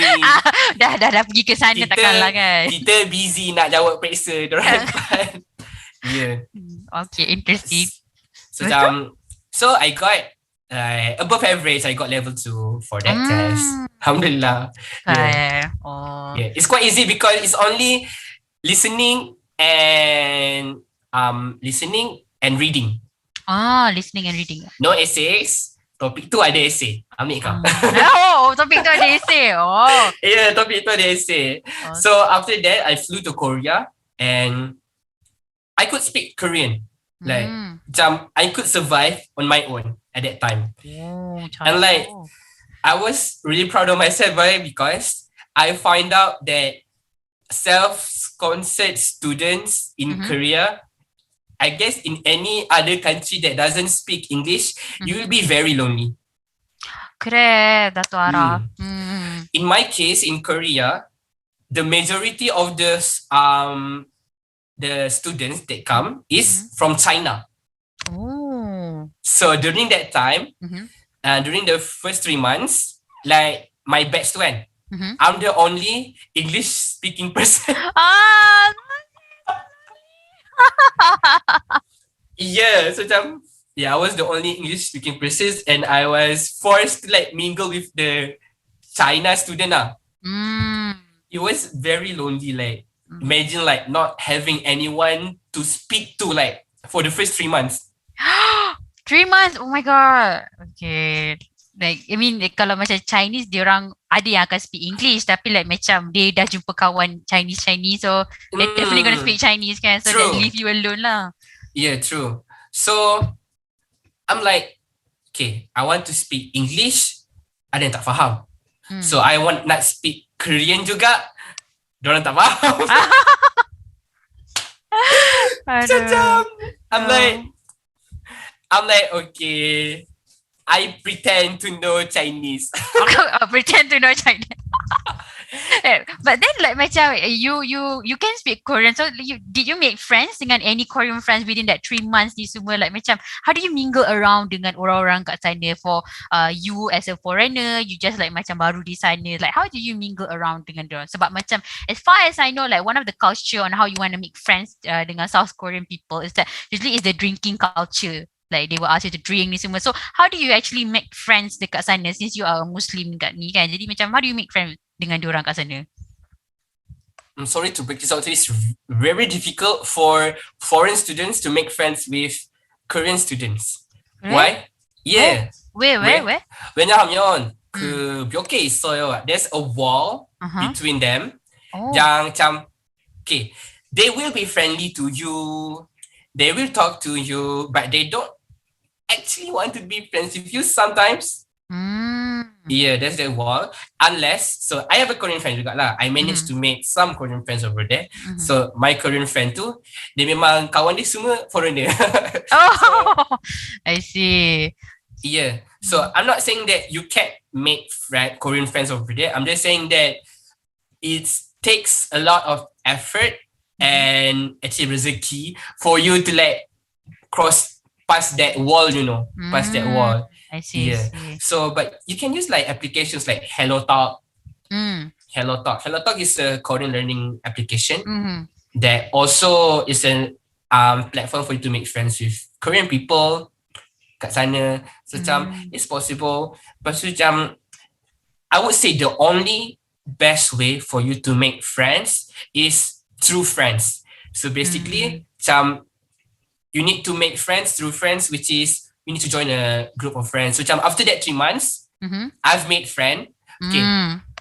Sedikit kelakar sikit. So okay. Tak boleh, silakan. Kita nak dengar. So for the 3 months, I was vlogging a lot because like I don't know what to do. Like I don't have any friends. So like if I go anywhere, like I made a vlog lah.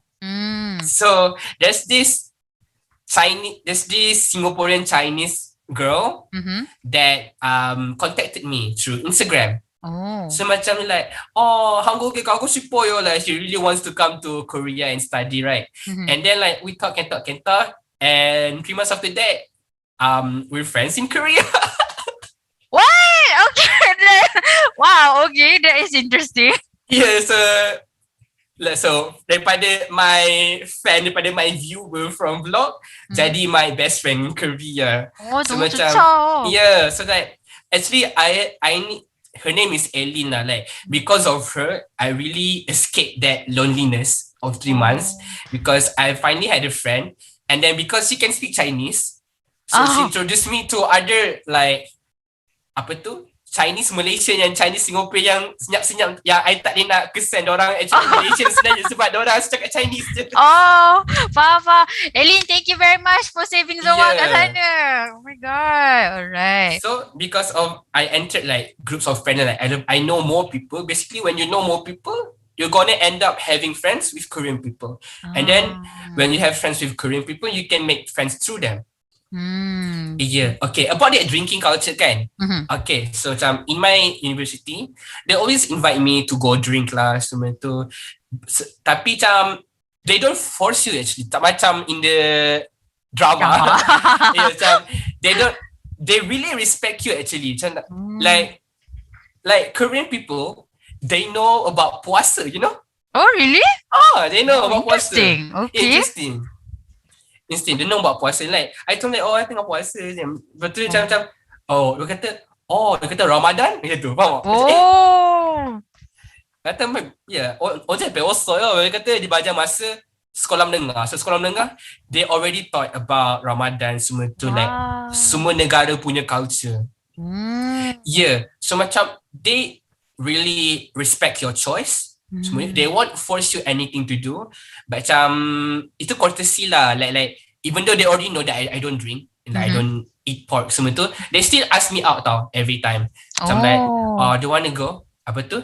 Do you want to go? But we're drinking. But macam it's okay. Macam okay. See you tomorrow. Betul lah. But they still ask macam baik jugalah. I see. Kira they consider you to ask lah, orang kata. They don't just like macam ignore you ke apa ke lah. Oh, interesting. Ignore tu ada juga. Ignore tu ada juga. Okay, itu rasanya berlaku di mana-mana negara jugalah. Bukan di South Korea jugalah kan. I see. So, maksudnya hidup dekat Korea ni is macam it's like we are foreigner kan, so kita pergi ke sana, so we need to adjust to the culture and everything. But one thing that we learn is that in order for you to make friends dengan Korean, you kena friend with a friend so that you can masuk dalam diorang punya the other wall diorang to break the wall. Sebab I think it's like macam maybe Korean sebab dia tak ada confident kot, dia macam dia tak boleh cakap bahasa Inggeris, so macam mungkin menyebabkan dia rasa macam I don't want to talk to them because I'm takut ke everything. But yeah, that's good to know lah that you made friends already kat sana so that you won't be lonely kalau you ada kat sana kan.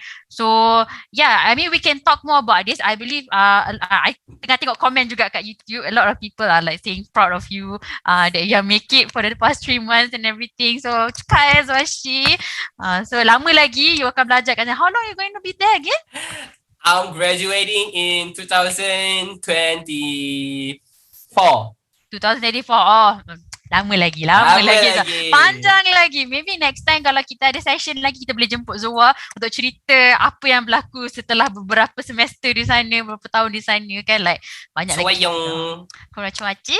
So lepas ni kita akan pergi another session with Fatin. But before we end our session, sebab lepas ni kita dah nak habis dah Xowa. Proso kena saya. So jadi okay, I see kita nak tanya little question. I think like macam semua orang nak tahu, like kita ada banyak, kita cakap macam-macam pasal Korea ni semua everything kan. So kalau satu benda lah yang you nak suggest pada diorang on like what they need to do first thing kalau diorang nak further study dekat South Korea, tak kisahlah diorang start sekolah menengah ke university, like what is the first thing that you suggest that they need to do before nak pergi ke South Korea kalau diorang nak further their study to South Korea?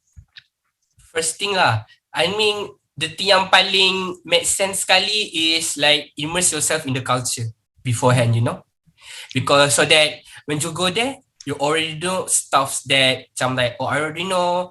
Contohnya for example like AutoCAD? AutoCAD. Lupa pula. Kita dah jadi orang Korea. Macam tak tahu lah apa beza. Ya kan, TV buku langsung like you watch the variety to get immersed, or like you attend the correct. orang punya fair ke everything, and dia orang punya food culture, so you just like trying to get used to the difference lah, orang kata, what Korea has and what we don't have, and just trying to get used to all the ni lah. Correct. Rasa. Yeah, educate yourself lah with the culture, the language. You need to love Korea first before you go there, you know? Rasa. And also you need to know the difference between going there as a holiday than actually living in the society itself, you know? Because like you can admire Korea because like you're from Malaysia, you can admire Korea, but you need to also realize like how is actually living over there, because like actually living over there and like admiring Korea from afar is very different. So that's why like you really need to love everything first, because there's going to be a lot of hardships over there, but you love Korea, you know, and like it's worth it. So you know that it's worth it. So even though all through the hardships, you can still find the light gitu. Find the light gitu. Okay. Alright, so lepas ni kita will go through like the question that our penonton dah hantar pada you juga. So after this we're going to go in there. So but before we go in there, kita nak dengar dulu cerita daripada Fatin about her hardship dekat UK, sebab definitely South Korea lain, UK lain. So let's go back to Fatin to see her about her story plus. So Ika, please take over. Alright, okay. Thank you, Aida. Alright, okay, guys. The serious people are here again. Okay, we are back. Okay. the chillas, the mellow down semua dah lepas tadi, session lepas. So now we're going to be the serious one. Okay. Alright, okay, Fatih. I believe bila kita Asian pergi study dekat Europe country, of course there will be some culture shock. Tak kisahlah kejutan budaya tu dari segi dia punya language, dari segi dia punya pemakaian, dari segi apa sekalipun kan. So I rasa benda yang paling obvious selalunya ialah macam mana kita nak transition untuk adapt diorang punya accent, you know, because they are not judging. I believe because European and also people that's about basically, if I'm not mistaken, I read somewhere that if in the London specifically, I tak tahu city-city yang lain, majority dekat situ is about, it's more than 50% ialah non-UK, non-British itself yang study dekat situ. So kalau you cakap English tak bagus pun, they're not going to be judgy as much as kita yang dekat negara Asian ataupun dekat Malaysia particularly kan. So macam mana you adapt? Macam, you know, bila kat sini mungkin kita cakap Melayu Selangor, Melayu mana-mana negara, okay, tak nak, mana-mana negeri atau nak cakap negeri lain, so daripada Selangor saya akan cakap lah, mungkin English Selangor ke English mana-mana kan. So macam mana you adapt? Macam like, apa benda dia cakap ni? Pasal kalau you cakap ada tak, itu fikir macam, dia ni faham ke tak apa aku cakap? So macam mana you face benda tu?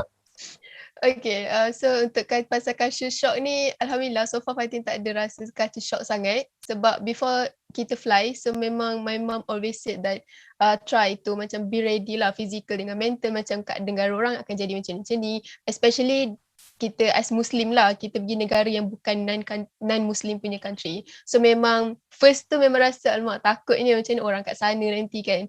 So dari segi bahasa tu, Alhamdulillah so far Fatin kenal dengan Fatin make friends dengan ramai kawan from all around the world, especially Fatin ada kawan from Greece, Fatin ada kawan from Portugal, Fatin ada kawan from Mauritius, ada banyak, and diorang punya slang English pun yang paling susah Fatin rasa Greece tu lah kot. Greece dia paling susah sebab dia cakap English tapi ada certain word tu yang macam kita susah nak faham. So bila kita susah nak faham tu, kita akan macam ni je, cakap macam can you repeat that question again? So macam kita minta dia macam explain balik. So tapi diorang memang tak judge langsung pasal English kita, and diorang lagi macam tadi kan kita macam Ika sendiri katakan kalau dekat overseas ni memang Fatin boleh nampak diorang tak judge langsung kita punya English, but diorang lagi macam encourage kita, lagi tolong kita untuk be more confident dengan untuk improvekan English kita kat sini. So benda tu positif lah, memang positif gila Fatin dapat. Masa first Fatin datang tu pun Fatin takut juga pasal because kat sini bila sampai je memang everything kita kena talk in English.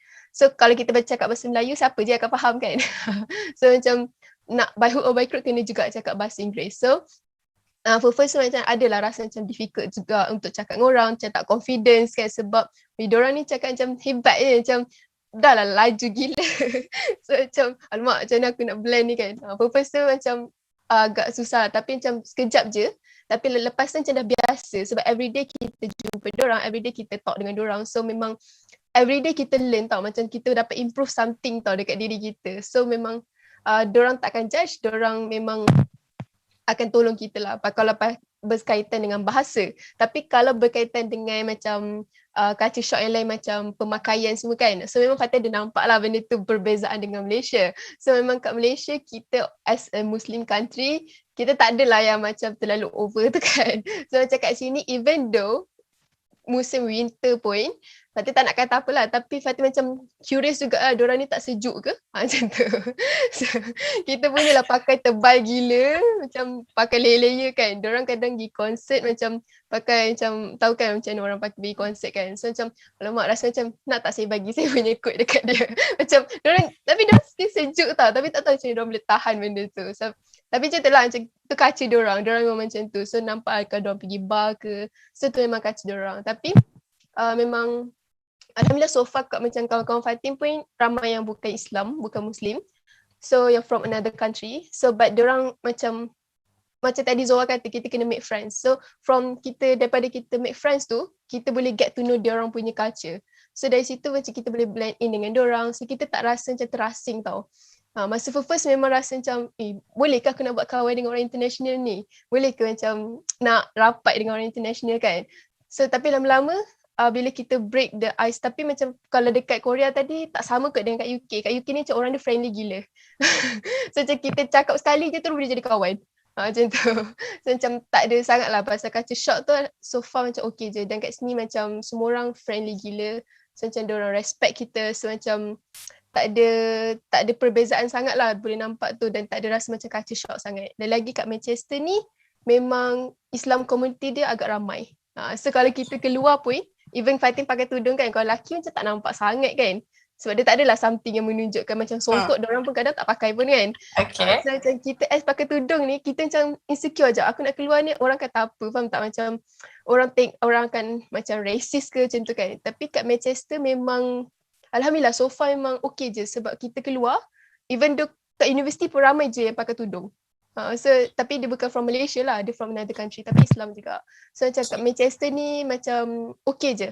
Macam tak ada rasa macam terlalu berbeza sangat. Macam tu. Okay, faham. Mungkin juga I rasa you tak, because certain cities you akan experience this Asian racism.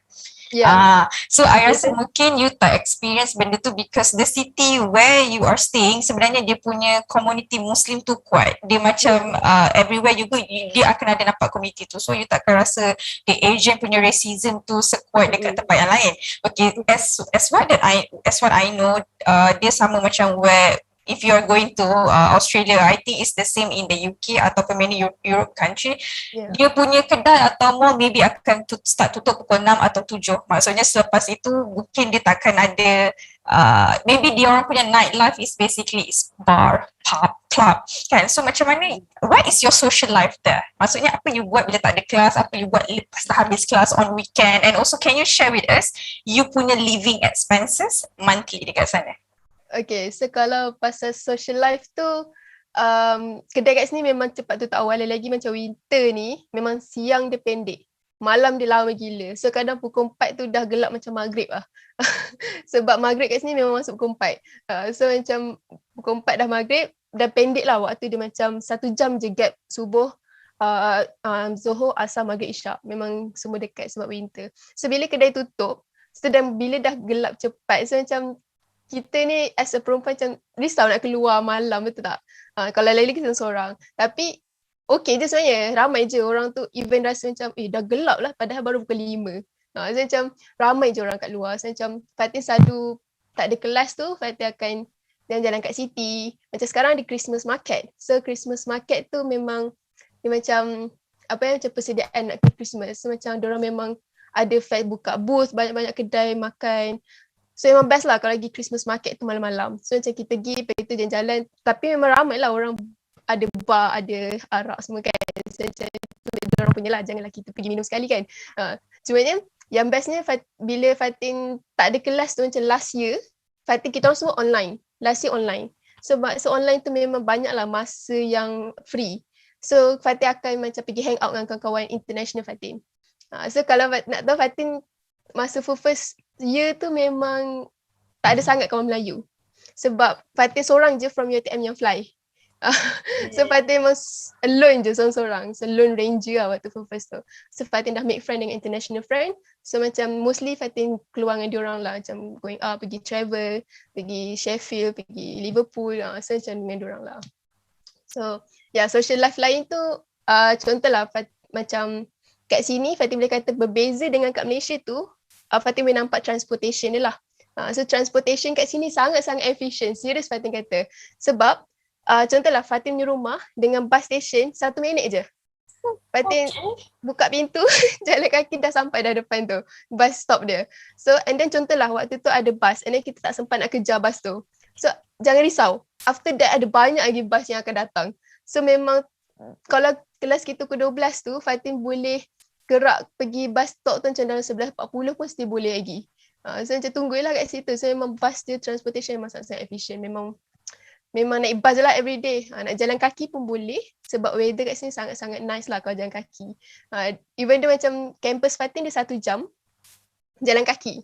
So kalau jalan kaki 1 jam tu rasa lama betul tak? Kalau kat Malaysia 1 jam nak jalan kaki, nak pergi depan kedai tu pun macam naik kereta lah sebab panas kot kan macam tu. Kalau kat UK ni kita tak rasa sangat lama tu sebab cuaca dia sejuk and so kita macam jalan santai-santai lah. So, dah sampai dah macam tu. I rasa kalau tengah weather winter, lepas tu you pakai pula boot, you pakai pula jacket.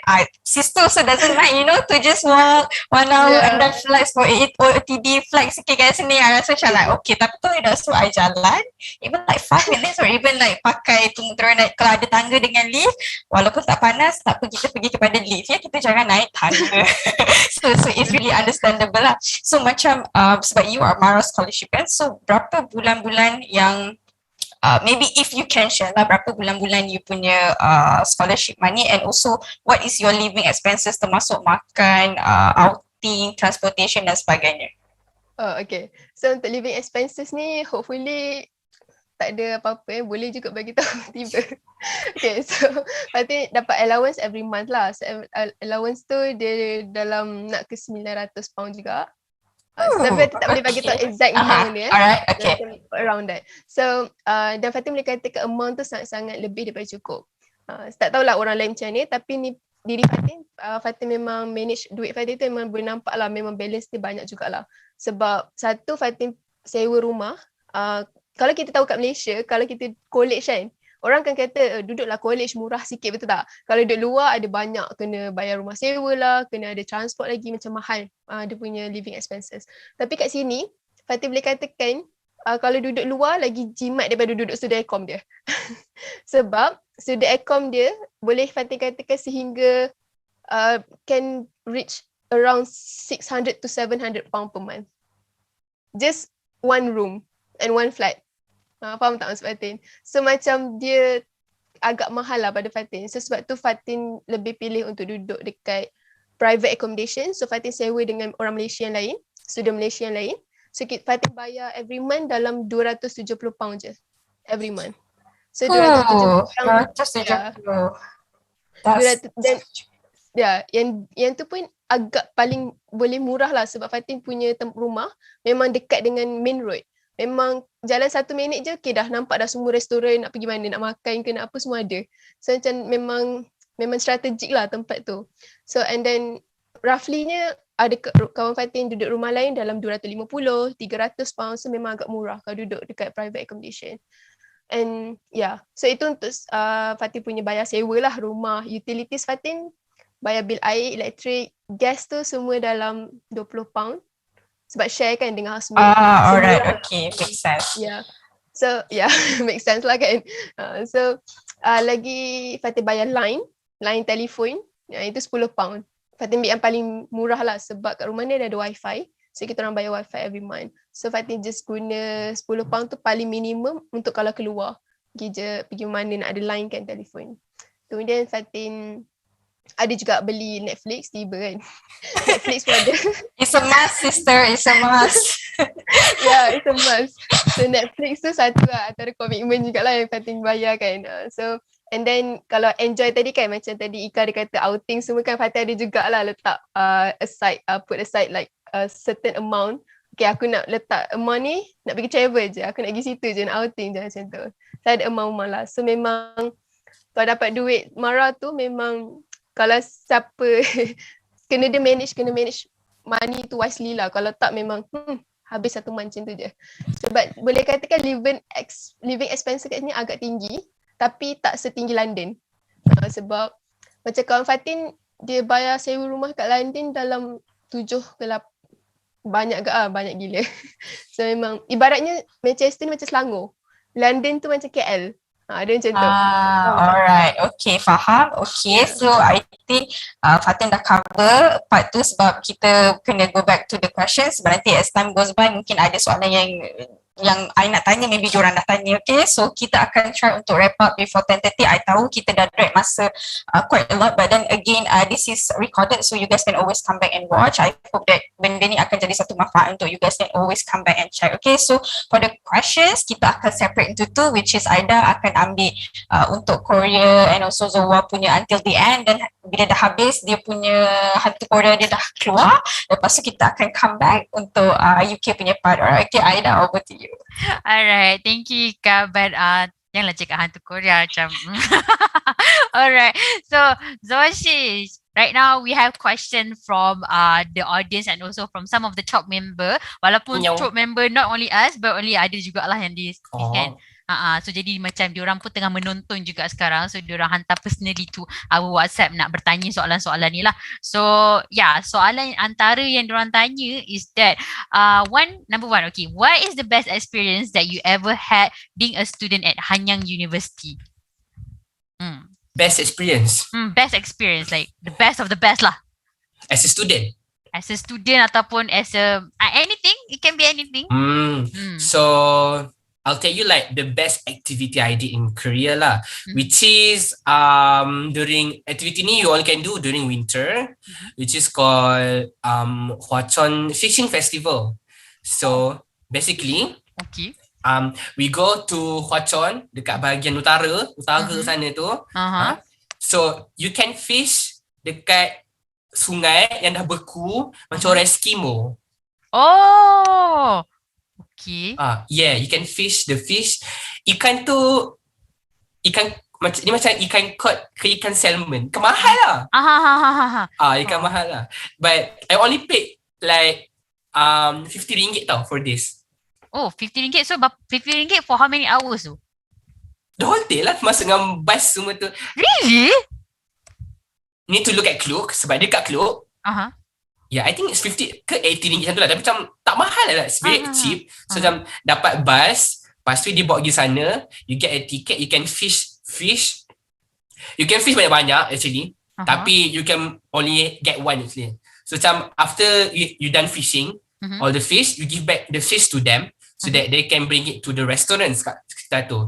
But you also have a ticket that you can eat grilled fish. Macam like fish tu macam yang grill sedap gila. Dia dekat pukul 10.30 dia macam lapar lain sikit. Betul. Semua ni like is like the whole packet, you know. And also you can do like activities like one of the best activities I did is like ice boarding. So macam kita tahu snowboarding kan? But there's ice boarding. Yes, basically you macam duduk like this sort of like skateboard thingy yang buat daripada kayu. Lepas tu you akan gerak pakai bicycle kat atas ice tu. I rasa ada tengok dekat any variety show dia macam duduk. So dia. Buat macam tu. Lepas tu ada snow sled. Semua tu like it's all this in this old packet tau. So macam I memang every year will go there.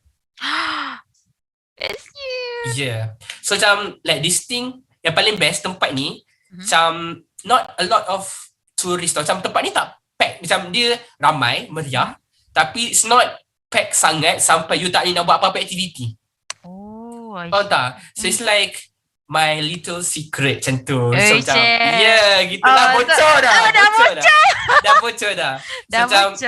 So macam if you go to Korea during winter, wajib lah buat ni. Macam like kalau korang itinerary korang tak nak buat apa kan, actually satu hari tu korang boleh pergi memancing tu semua kat sana.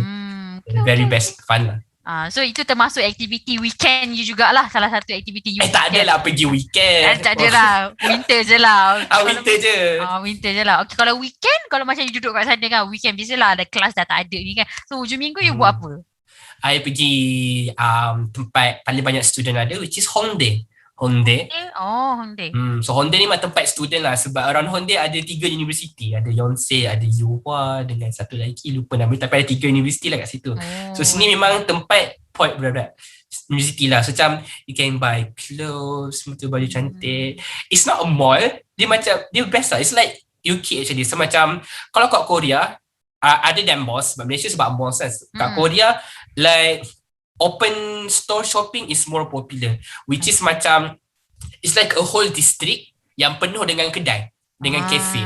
It's like that. So macam that thing is more popular than orang pergi ke mall. Macam pasar malam, macam pasar malam atas. Pasar malam atas. Faham. Sebab I pun dah pernah pergi Korea sebelum ni. So like macam I can understand, like macam dia just kedai tepi jalan je, tapi macam dia lebih seronok daripada you pergi mall. Macam tu. Every corner is so Instagrammable. Macam that. Alright. So to all Instagram lovers, South Korea is definitely one of the place that recommend untuk you pergi. And you pergi Hongdae tau, bukan Itaewon, pergi Hongdae. I think Itaewon like macam packed with a lot of foreigners. So try pergi Hongdae sebab ramai university students. So jadi macam kalau orang biasanya macam Korea macam dah jadi tempat untuk anak-anak muda macam kita untuk pergi ke sana, dan I think it's more enjoyable kalau kita dapat pergi ke tempat yang ramai like macam orang baik-baik kita. So pergi ke Hongdae kawan-kawan. Alright, okay. So kita ada the next question from you adalah boleh tak Xowa ajar bahasa Korea? Sebab cakap hari tu tadi you cakap boleh ajar within one day kan? And boleh tak you ajar, and also ada tak you plan untuk buat kelas untuk Malaysian? Sebab sekarang ni kan you tengah cuti kan? Tengah cuti dekat Malaysia kan? You tak nak buka kelas ke for us? Like, macam you know, for us nak belajar so that macam dapatlah kenal dengan siapa Abang Xowa ni kan? Nanti anything boleh calling Abang Xowa ke? Actually, funny story is I memang sekarang buat tutoring for Korean language. Dekat mana? You buat personal ke? Or is it under any course? Tak personal. So macam Alright, so everybody. So macam like if you want, like you can actually contact me through Instagram. Okay. Everyone please share it Xowa di Instagram ya. Alright. Sebab definitely dia akan ajar. Free tak free tanya Xowa sendiri nanti. Tak free. Tak free. Tak free. Okay. So last question from us, from one of the audience is that dia cakap, pernah tak you dapat any discrimination? Besides you dah cerita pasal kawan kan, like macam do you face any discrimination kat sana, or like any challenge kat sana as a foreigner, and lagilah you are a Malay Muslim kat sana, any discrimination you face kat sana? Like I said, macam before this, like I don't experience discrimination like how you describe discrimination, tapi it's a form of some sort of racism and discrimination juga, which is that like the native Korean people, they don't really want to be friends with you sometimes, but they macam like they are friendly to you, they are professional to you, but macam I pun tak faham actually sebab contohnya lah kan, we have a band sebab I belajar muzik kan, so kita ada band kita orang sendiri. So macam like I tengok lah my band member ni tukar profile picture jadi dia dengan anjing dia. Dia cakap lah, kau macam nong kio yo. Cakap comel lah anjing tu kan. Lepas tu dia macam tak reply tau, blue tick je. Macam okay mungkin busy kot. Lepas tu like the same day I asked her about like our job semua tu kan. Dia terus reply. yang anjing comel tu kat atas tu tau.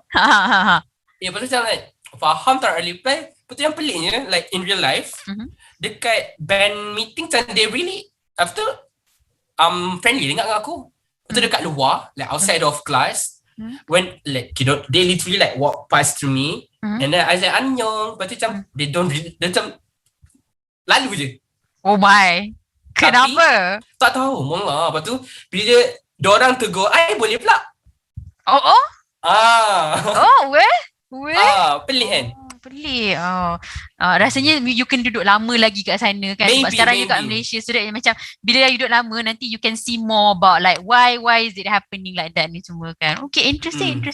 Okay, I think macam I believe there's a lot of question yang semua orang nak tanya, but because time is very limited kan, so I think we can open the floor for Fatin pula, because there is a lot of question yang related to, and Fatin punya soalan is very like macam heavy lagi as compared to Xowa. So it's alright, but Xowa, thank you very much for sharing with us like daripada awal your preparation until now, and also like what you need to do and prepare if you want to go to Korea. And tengok tu dia banyak sangat buat ni semua, all this cute. Nampak tak dia punya vibe Korea tu dah masuk dalam Xowa tu. So 여러분, jika you guys nak pergi ke Korea and you guys need any help, I believe Xowa will be there to help you. So Xowa 씨 오늘 진짜 고마웠어요. 진짜 나와서라고 너무 고마워요. 진짜. 고마워요, 여러분. 야, 우리 아직 안 끝났어요. 그래요? 기다릴게요. 거기서 기다려. Okay. So I think we can pass the floor back to Ika, but there's a lot of questions for Fatin, so we don't want to waste any more time. So Ika, please take over. Alright, okay, thank you. I macam confused je. I dekat channel mana sekarang ni? SBS? Mana lah? Macam, okay, TVN. Alright, okay, thank you guys. Okay, so again, the serious duo is back. Okay, soalan pertama ni, I rasa tadi macam Fatin dah jawab, tapi tak apa, untuk kepastian. Soalan dia ialah nak tanya sebelum mohon University of Manchester akan mohon penerapan UiTM atau UPU tak? Ataupun tunggu UAM saja. So I rasa tadi you cakap memang you join penerapan satu semester ataupun something before you pergi, betul? Betul. Alright. Saya masuk penerapan dulu. Okay, so basically Nurul Noha, your question is answered, memang kena masuk penerapan. Dia sebenarnya tak perlu masuk, dia macam ikut korang. Kalau korang rasa korang rasa yakin boleh dapat, so korang tak perlu masuk penerapan. Tapi kalau korang nak buat backup plan, masuk je lah penerapan tu. Mana tahu kalau tak dapat pergi overseas, dia dah terus je lah sambung degree tu sampai habis. Macam tu lah. Alright. Okay, so to be safe, plan A, plan B, always have the backup lah. So it's basically up to you nak join balik UiTM ataupun UPU. Okay, soalan seterusnya, fourth time tu ada ambil MUET tak as a backup before ambil degree in case tak dapat scholarship? Untuk kat Malaysia, Fatin rasa kalau nak pursue degree memang kena ada MUET, kalau tak silap Fatin. Yes. So MUET tu memang kena ambil untuk masuk degree. So Fatin buat MUET masa semester 3 waktu diploma. Alright, okay. I rasa itu memang basic in any university in Malaysia. In order for you to grad, tak kisahlah untuk apa, you memang kena ambil MUET. Okay, as part of requirement untuk you grad. Okay, soalannya seterusnya ialah, do you have any plan untuk postgraduate? Untuk sama belajar postgraduate ke? Ya, betul. Ada je, sebenarnya ada plan untuk sampai master. Sebenarnya memang tak tahulah, Fatin mungkin family Fatin dia tekankan study kot. So memang daripada dulu Fatin memang, okay, the last aku nak pergi sampai PhD. Tak tahulah, itu dululah. So macam sekarang, tiba-tiba dah berubah kan. Tiba-tiba sekarang ni macam paling maksimum, sekarang Fatin rasa Fatin akan sambung sampai master dulu. Okay, faham. So kalau master, you nak ambil MPhil atau you nak ambil coursework? Fatin akan ambil MPhil. Oh, sister, you memang patut ada satu ketekunan because I'm also currently ambil MPhil and I hope to finish soon. Okay. Memang dia memang require. I tak tahu dari segi engineering because I'm actually in social science. So social science compared to engineering, social science, you banyak baca teori, you banyak baca journal paper. Tapi I rasa untuk yang practical, maybe you are more towards on the practical side, hands-on, maksudnya you kena produce something innovative. Tapi macam for me, social science on business side, I memang selalu baca. So baca, I pun tak tahu bila I nak habis. Dia baca je, tulis tak ada, dia baca je, baca. Lepas tu dah baca beberapa bulan, apa I punya research lah sebenarnya? Betul kena baca lagi ya. Sampai ke sudah pun I tak tahu bila nak. Alright, okay, so kalau yang soal tadi, sebab kalau engineering dia ada dua, dia ada sama ada kita nak buat research atau industri. So dia macam ada bercanggah jugalah benda tu. So macam maybe sebab Fatin more kepada hands on, sebab Fatin more kepada practical. Tapi orang kata macam lecturer Fatin banyak nasihatkan buat research juga. So faham tak? So macam okay, so maybe I need to think more later after this. So, tapi I rasa kalau you buat research pun mungkin you boleh still juga menerapkan you punya hands on thing because it's not about just bila research. Jangan masuk bila cakap pasal research, itu I punya forte. Okay, lagi I pula cakap sekarang. Okay, so Boleh. bila kita buat MPhil sebenarnya you tak semestinya hanya research baca semata-mata tak ada industri. So kadang-kadang bila you buat research, you more sebenarnya boleh collaborate dengan industri lagi better. So sebab you akan, kalau like I'm not sure lah in the UK because I'm doing in Malaysia kan. So sebenarnya you punya opportunity with industry is much more wider. Lagi-lagi pula kalau you dalam bahagian engineering. So at the end of the day, kalau you buat research pun you boleh still letak sikit source industry ke hands on or whatever it is. Okay, so next question that we have is pernah tak you face any discrimination, tak kisahlah dari segi apa, even once? I believe macam mana pun international student in a foreign country mesti akan ada. Mesti akan ada. Tapi so far Alhamdulillah Fatin tak ada lagi. Macam dia punya perjalanan dia kan macam colourful, macam very nice, and macam like macam wow, I just want to know what's the good deed yang you buat behind it, because you know sometimes bila kita cakap pasal rezeki, as much as you are trying work hard on it, selalunya akan ada satu benda yang you buat, you consistent dekat situ, sebenarnya you get rezeki yang tak disangka-sangka. So I just want to find out later on, I want to find out that one thing, that special thing yang you buat yang rezeki you sampai sekarang memang very murah. I memang alright, okay, so next questions that we have, I think this is probably sekejap. Okay, ni is repeating. So the last one that we have is probably okay. Macam mana you manage your savings because you're on scholarship? So what do you do untuk manage your savings? Okay, untuk saving money ni, saving Fatin punya expenses semua ni, first Fatin akan buat list. Fatin akan tuliskan semua komitmen yang Fatin ada. So memang Fatin tulis komitmen rumah, bil air, elektrik, Netflix, semua tu Fatin dah put aside. Macam termasuklah Fatin punya enjoy punya part tu. Nak pergi travel ke dah letak amount ni je aku boleh lepas. Kalau lebih daripada tu tak boleh, jangan lebih daripada tu. So Fatin dah tulis komitmen Fatin tu, Fatin total upkan semua komitmen tu. Lepas tu mesti akan lebih. So lebih tu Fatin akan make sure sebahagian daripada tu Fatin akan simpan, buat simpanan. And then Fatin akan bagi parent Fatin juga. Saya ada persen-persen dia. So dia macam tu lah, Fatin akan buat macam bahagi, Fatin tolak semua komitmen dulu, yang lebih tu Fatin akan simpan. So simpan tu Fatin akan bagi parents, macam adalah macam yang tu. So memang kena betul-betul disiplin lah kalau dah buat komitmen tu kan. Macam dah buat list ni, janganlah tak apalah, alamak tak cukup lah duit, macam nak travel dah lebih lah daripada yang kita contohlah letak 100 pound untuk travel. So macam alamak dah 100 pound ni, tak apalah ada dalam bank, so kita ambil lah, macam curi kan sikit daripada tu kan. So tak boleh macam tu sebenarnya. Korang kena, kalau korang letak 100 tu 100 tu je lah korang belanja. So korang kan manage lah duit tu betul-betul. Okay, faham dah, macam ibarat macam tutup lubang, buka lubang, macam like alah takpelah ni saving kan, tapi next month, it's always next month, and then after that it's become a norm, you get used to it already. Alright, okay, next questions yang I ada kejap, I macam dah lost focus sebab questions keep coming. Okay, so basically satu soalan daripada Alia, Fatin roughly spend banyak tak for the documentation, COVID test and other things before you fly to UK? Untuk preparation lah, masa preparation before Fatin fly, Fatin boleh katakan Mara tak akan bagi duit preparation. So preparation tu memang semua on us. So termasuklah visa semua, dan visa Fatin buat priority. So sebab waktu tu dah lambat gila, so memang priority je lah pilihan je. So priority, lepas tu Fatin buat preparation, beli barang semua tu, termasuk IELTS semua tu, Fatin boleh katakan almost 17 to 18,000. Ya, termasuk 17,000 ke 18,000 ringgit. So ya, itu termasuk tiket flight semualah. Tapi Fatin faham semua orang terkejut, Fatin pun terkejut. So macam, tapi after that, bila korang dah pergi UK, dah sampai kat tempat yang korang akan belajar tu, korang akan macam ada kena isi form semua, so korang boleh claim balik dengan Mara. So Mara dia boleh bagi claim tiket flight yang first dengan balik last tu je nanti. Dia bagi dua je Mara boleh claim. So and then dengan visa. Alright, 17 ke 18,000 tu ialah you punya preparation sebelum flight.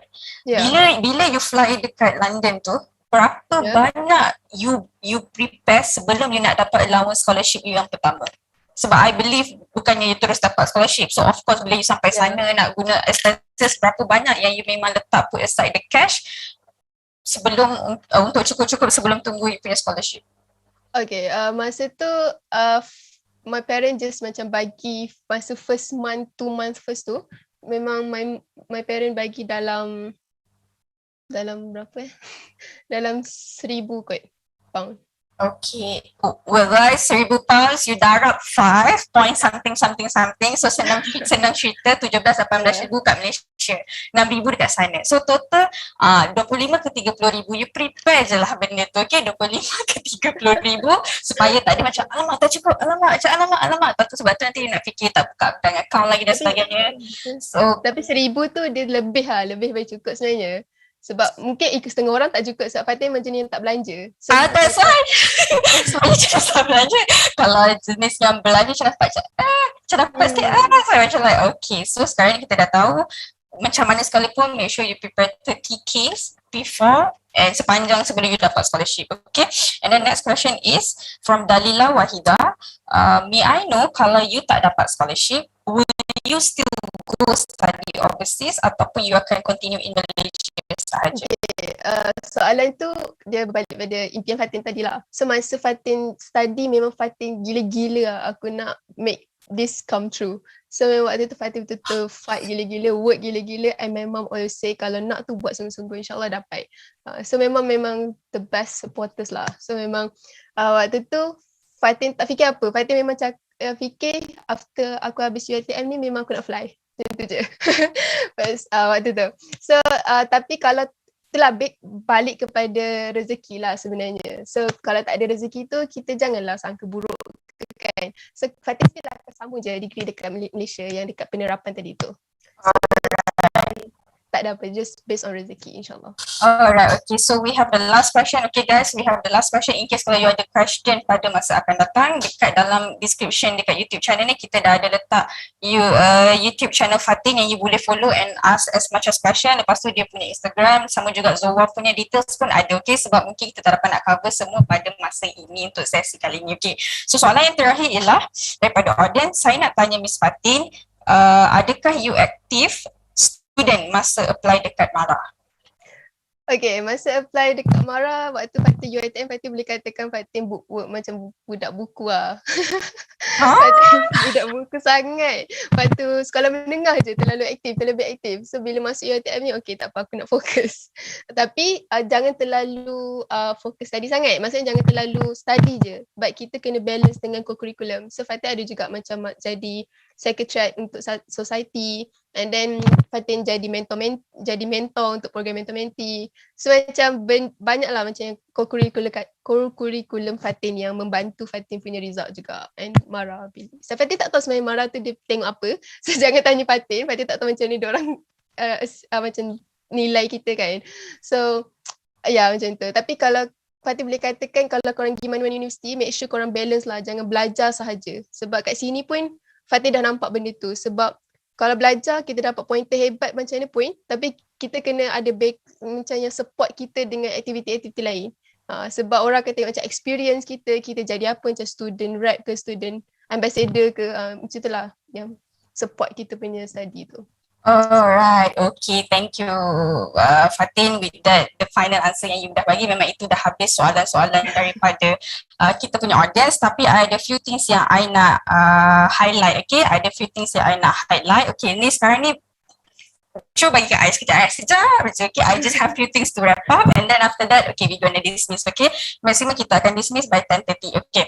So basically untuk siapa yang nak study in the UK, right, this is particularly for the UK. Of course bila you pergi UK takkan you nak study dekat universiti yang biasa-biasa yang tak iktiraf, maybe MQA dia dan sebagainya. So you can always refer something called Russell Group University. I repeat again, Russell Group University. For US, if I'm not mistaken, dia ada American Ivy League school kot. Dia macam Yale, Harvard dan sebagainya. But if you would like to pursue in the UK, you need to refer something called Russell Group University. So Russell Group University ni dia ada collection of 24 premier institutions dari segi research and also teaching. So some of the university yang tergolong dalam Russell Group Universities ni ada banyak, okay.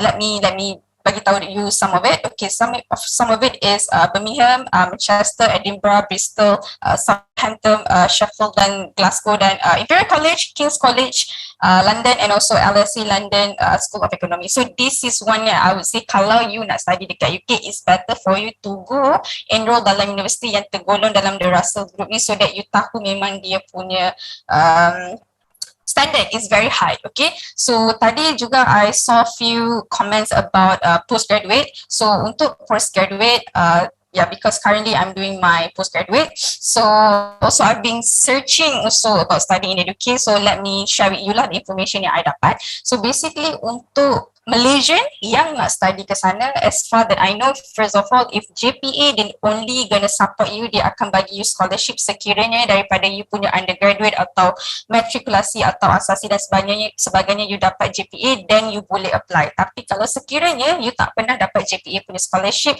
then you don't have the chance to apply for that. I might be wrong, tapi itu the latest one information that yang I dapat. Meanwhile, untuk Mara pula, dia yang ini I tahu untuk master, untuk PhD I'm not sure. Untuk master dia ada one scholarship yang you boleh transfer. So maksudnya benda tu first dia jadi loan, okay, kemudian kalau pointer you bagus dan sebagainya, ada kemungkinan potential untuk benda tu convert jadi scholarship. But anyhow, you kena always refer dengan Mara untuk tahu dia punya requirement, sebab tak nak lah nanti kan bila you dah dapat tiba-tiba dia orang kata okay tak boleh tukar, tak boleh convert, so nanti benda tu akan jadi problem juga to you. Another one that you can search for is called chevening. So chevening if I'm not mistaken sama ada you untuk master ada, untuk master ada tapi untuk PhD tak ada. So macam for me right now currently I'm looking forward to pursue my PhD, bukan master, sebab sekarang I tengah buat my master. So yang itu apa yang I tahu. And other than that, kalau you nak dari segi universiti punya sendiri, ada sesetengah universiti kalau katakan again kalau research MPhil kita panggil, sebab master you ada banyak, you ada MBA, Master Business Admin, you ada MSc, Master of Science. So dia ada banyak cabang. Macam kalau let's say MPhil research based purely 100% research, selalunya dia akan ada grant daripada universiti dia sendiri atau daripada government dan sebagainya. So maybe this one you can look into it, sebab kadang-kadang monthly you akan dapat allowance, but anyhow it's not always available dekat semua universiti. Okay, so ada setengah universiti dia akan bagi you hanya fee tuition waive, maksudnya you tak payah bayar yuran, tetapi living expenses you kena bayar. So you kena tengok requirement apa. Contoh yang what I know, satu tempat dekat London, it's called London Business School. London Business School ni untuk pelajar PhD saja ya, master tidak. Untuk pelajar PhD sahaja, sesiapa sahaja yang dapat masuk, you memang automatic dapat allowance every month dan tuition fee you waive. So bulan-bulan dia akan as 2020 allowance yang you dapat ialah £1,950. So yeah, it's nampak macam banyak, tapi kalau you tinggal dekat City London, sama ada zone 1 ataupun zone 2, itu agak mahal sebab it's basically on your rental part. Okay, tapi contoh macam universiti lain seperti LSE, UCL, yang itu dia tengok sama ada grant daripada punya research ataupun tidak. Okay, so at the end of the day, tak semua universiti sama, tetapi kalau you masuk London Business School untuk PhD program sahaja, kalau you dapat masuk, once you dapat masuk, semua fully funded, tapi macam mana pun you kena prepare you punya cash, alright, okay? And another thing is basically untuk PhD, samalah untuk study in the UK, every year, dia punya application akan buka starting from September. Dia akan buka starting from September dan dia akan tutup pada January the next year. Lepas tu you masuk universiti you pada September tahun hadapan. So bermaksud kalau you nak masuk pada tahun 2023, September 2022 you dah kena start apply dan sebagainya. Okay, so it will take 1 year for you to go hold everything. Kadang-kadang bila dia tutup bulan Januari, you akan dapat interview with that university. Kalau scholarship, somewhere around June or somewhere before June. Okay, so make sure you kena prepare everything. So I tahu mungkin some of you information ni sangat macam alamak, I baru nak fikir degree dan sebagainya, tapi believe me, sometimes the person who has the knowledge has the power. So maksudnya tak kisah benda tu you tak nak guna sekarang, tapi always equip yourself with information. Okay, ni the last one. Okay, last one. Okay, so untuk you kalau you ambil ni, I cerita pasal research base sebab I tak buat coursework. So untuk research base, tak kisahlah MPhil ataupun PhD, apa yang you kena perlukan, yang you kena ada ialah you kena tahu you kena tahu research apa yang you nak, sebab sesetengah universiti you punya MPhil selalunya maksimum kepada 1 to 3 years, tapi PhD dia akan mengambil masa, ada sesetengah universiti 3 to 5 years or 3 to 6 years. Sesetengah universiti the first 2 years ialah dia prep you dengan coursework dan kemudian baru dia akan cakap pasal research. So kalau you tak prepare you punya research pun is okay, tetapi ada setengah universiti bila dia hanya maximum 3 to 5 years, requirement dia yang first year tu memang you dah kena buat research. So maksudnya you dah kena fikir topik apa you nak buat. You dah kena start tengok dekat diorang punya directory, lecture directory, siapa potential supervisor yang ada untuk prepare untuk you jadikan dia you punya supervisor lah, sama ada bidang research yang you nak buat tu dia ada ataupun tak ada, dia power ke tak, itu you kena fikir. Okay, also MUAT, of course, MUAT juga ada sesetengah dia nak band 7, ada sesetengah dia nak band 7.5. Okay, jarang untuk PhD ataupun master postgraduate kita panggil, dia nak 3 dan 7. Alright, sorry, not what is IELTS. I just can't get over this. Okay, so IELTS untuk postgraduate dia takkan minta below dan 7, selalunya more than 7. Okay, so you kena you kena prepare MUAT dulu. This is entry requirement. Okay, this is applicable untuk postgraduate sahaja. You kena, and also research, okay, bukan coursework. So you kena ada you punya MUAT, lepas tu you kena ada you punya, kita panggil research proposal. Lepas tu juga you kena bagi you punya personal statement, which is personal statement why you want to study there, why you are the perfect one untuk study dekat universiti tu, apa contribution you, macam mana, kenapa itu particularly. Okay, so you, ini pun salah satunya. And then kedua, you kena ada 2 referee. You boleh, kalau katakan you pernah bekerja, you boleh bagi referee you punya ex supervisor, dan kedua you punya academic supervisor. Okay, dan yang terakhir sekali dia yang ini mungkin tak apply untuk semua universiti. Okay, ada some kita ada panggil satu exam ni di mana dia panggil GRE or GMAT. GRE atau GMAT.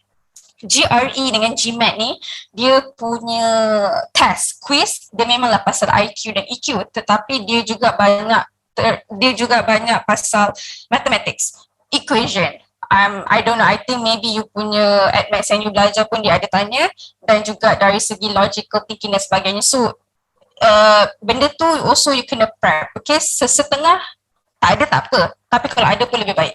So at the end of the day, always find what's the requirement of each university yang you nak masuk, and always prepare benda tu semua 1 year before, sebab dia bukan macam dekat Malaysia. Kalau dekat Malaysia, research based entry in any university dia open sepanjang tahun. Okay, again untuk research, master dan juga PhD, entry untuk you masuk, dia punya intake dia buka sepanjang tahun. Meanwhile in the UK dia berbeza, dia hanya sekali setahun, iaitu every September. Okay, so itu saja sekian information untuk sesiapa yang tanya mengenai postgraduate. So if you guys have more to ask, I'm not the perfect one, tunggulah insyaAllah satu hari nanti bila ada sampai dekat UK, I akan share dengan you guys. Maybe Cuk akan panggil I pula gitu. Okay, so okay, that's all from me. And also maybe kita boleh tengok dekat screen empat-empat muka kita orang ke kan, macam sekarang cak seorang je. Okay, gitu. Okay, so sekarang dah ada 4-4. Okay, so I would like to say on behalf of the organizer, we are from Cho Entertainment. So again, thank you for your time, for the audience. We are really sorry kita drag dah 2 hours, but I hope benda ni akan jadi satu benda yang fruitful to you guys. And also kalau you nampak crawler dekat bawah tu untuk fundraising tu, this one segala, every penny, every dollar, every single cent yang kita dapat, kita akan gunakan benda tu untuk welfare kebajikan student-student, university student di Malaysia. Okay, so benda ni memang at the end you bagi, kita akan contribute balik kepada sesiapa yang request. Sebab kalau you tak request, kita pun tak tahu siapa yang kita nak tolong. So on behalf of my team, we are really sorry kalau kita ada kasar bahasa ke, terkurang ke, terlebih ke, terover ke, whatsoever, because it's very chill night. Alright, okay. And with that being said, thank you so much, and we hope to see you soon in our next. Tak tahu lah bila. Oh yeah, before that. Sorry. Okay, I baru teringat. On 18 Disember ni kita akan buat satu event dipanggil Chop Game Night. Kita akan ada Chop Game Night. Bermakna kalau you high school student ke, you university student ke, you boleh join. Tapi sekarang ni kita tak nak release poster dulu, kita nak bagi tunggu dulu. So of course siapa yang menang kita akan bagi duit lah, takkanlah you dah pernah join tak ada duit kan. Okay, so kita akan bagi you duit untuk pemenangnya. So untuk tahu apa game tu, apa benda, macam mana nak buat, you kena follow kita punya Instagram iaitu Chop Entertainment, because kita akan release the announcement there and we hope to see you again. So next ni maybe tak ada webinar atau sharing session. Okay, kita mungkin tak ada K-pop, kita mungkin tak ada J-pop, tapi kita mungkin akan ada game. Bukan mungkin ada, memang akan ada. Okay, kita akan ada game night. So kalau you nak tengok lagi Aida yang very hype dalam Korean dan sebagainya, you kena join. I tak tahu ada ke tak. Okay, so with that being said, thank you so much guys. I really thank you, and we are sorry if ada mana-mana flaws, and we hope all the best untuk student yang nak ambil SPM, dan juga kalau you diploma dan sebagainya. We hope to see you soon anywhere, virtually, physically. Thank you so much, and we hope to see you again soon. Bye. Assalamualaikum. Bye. Annyeong. Bye. Yang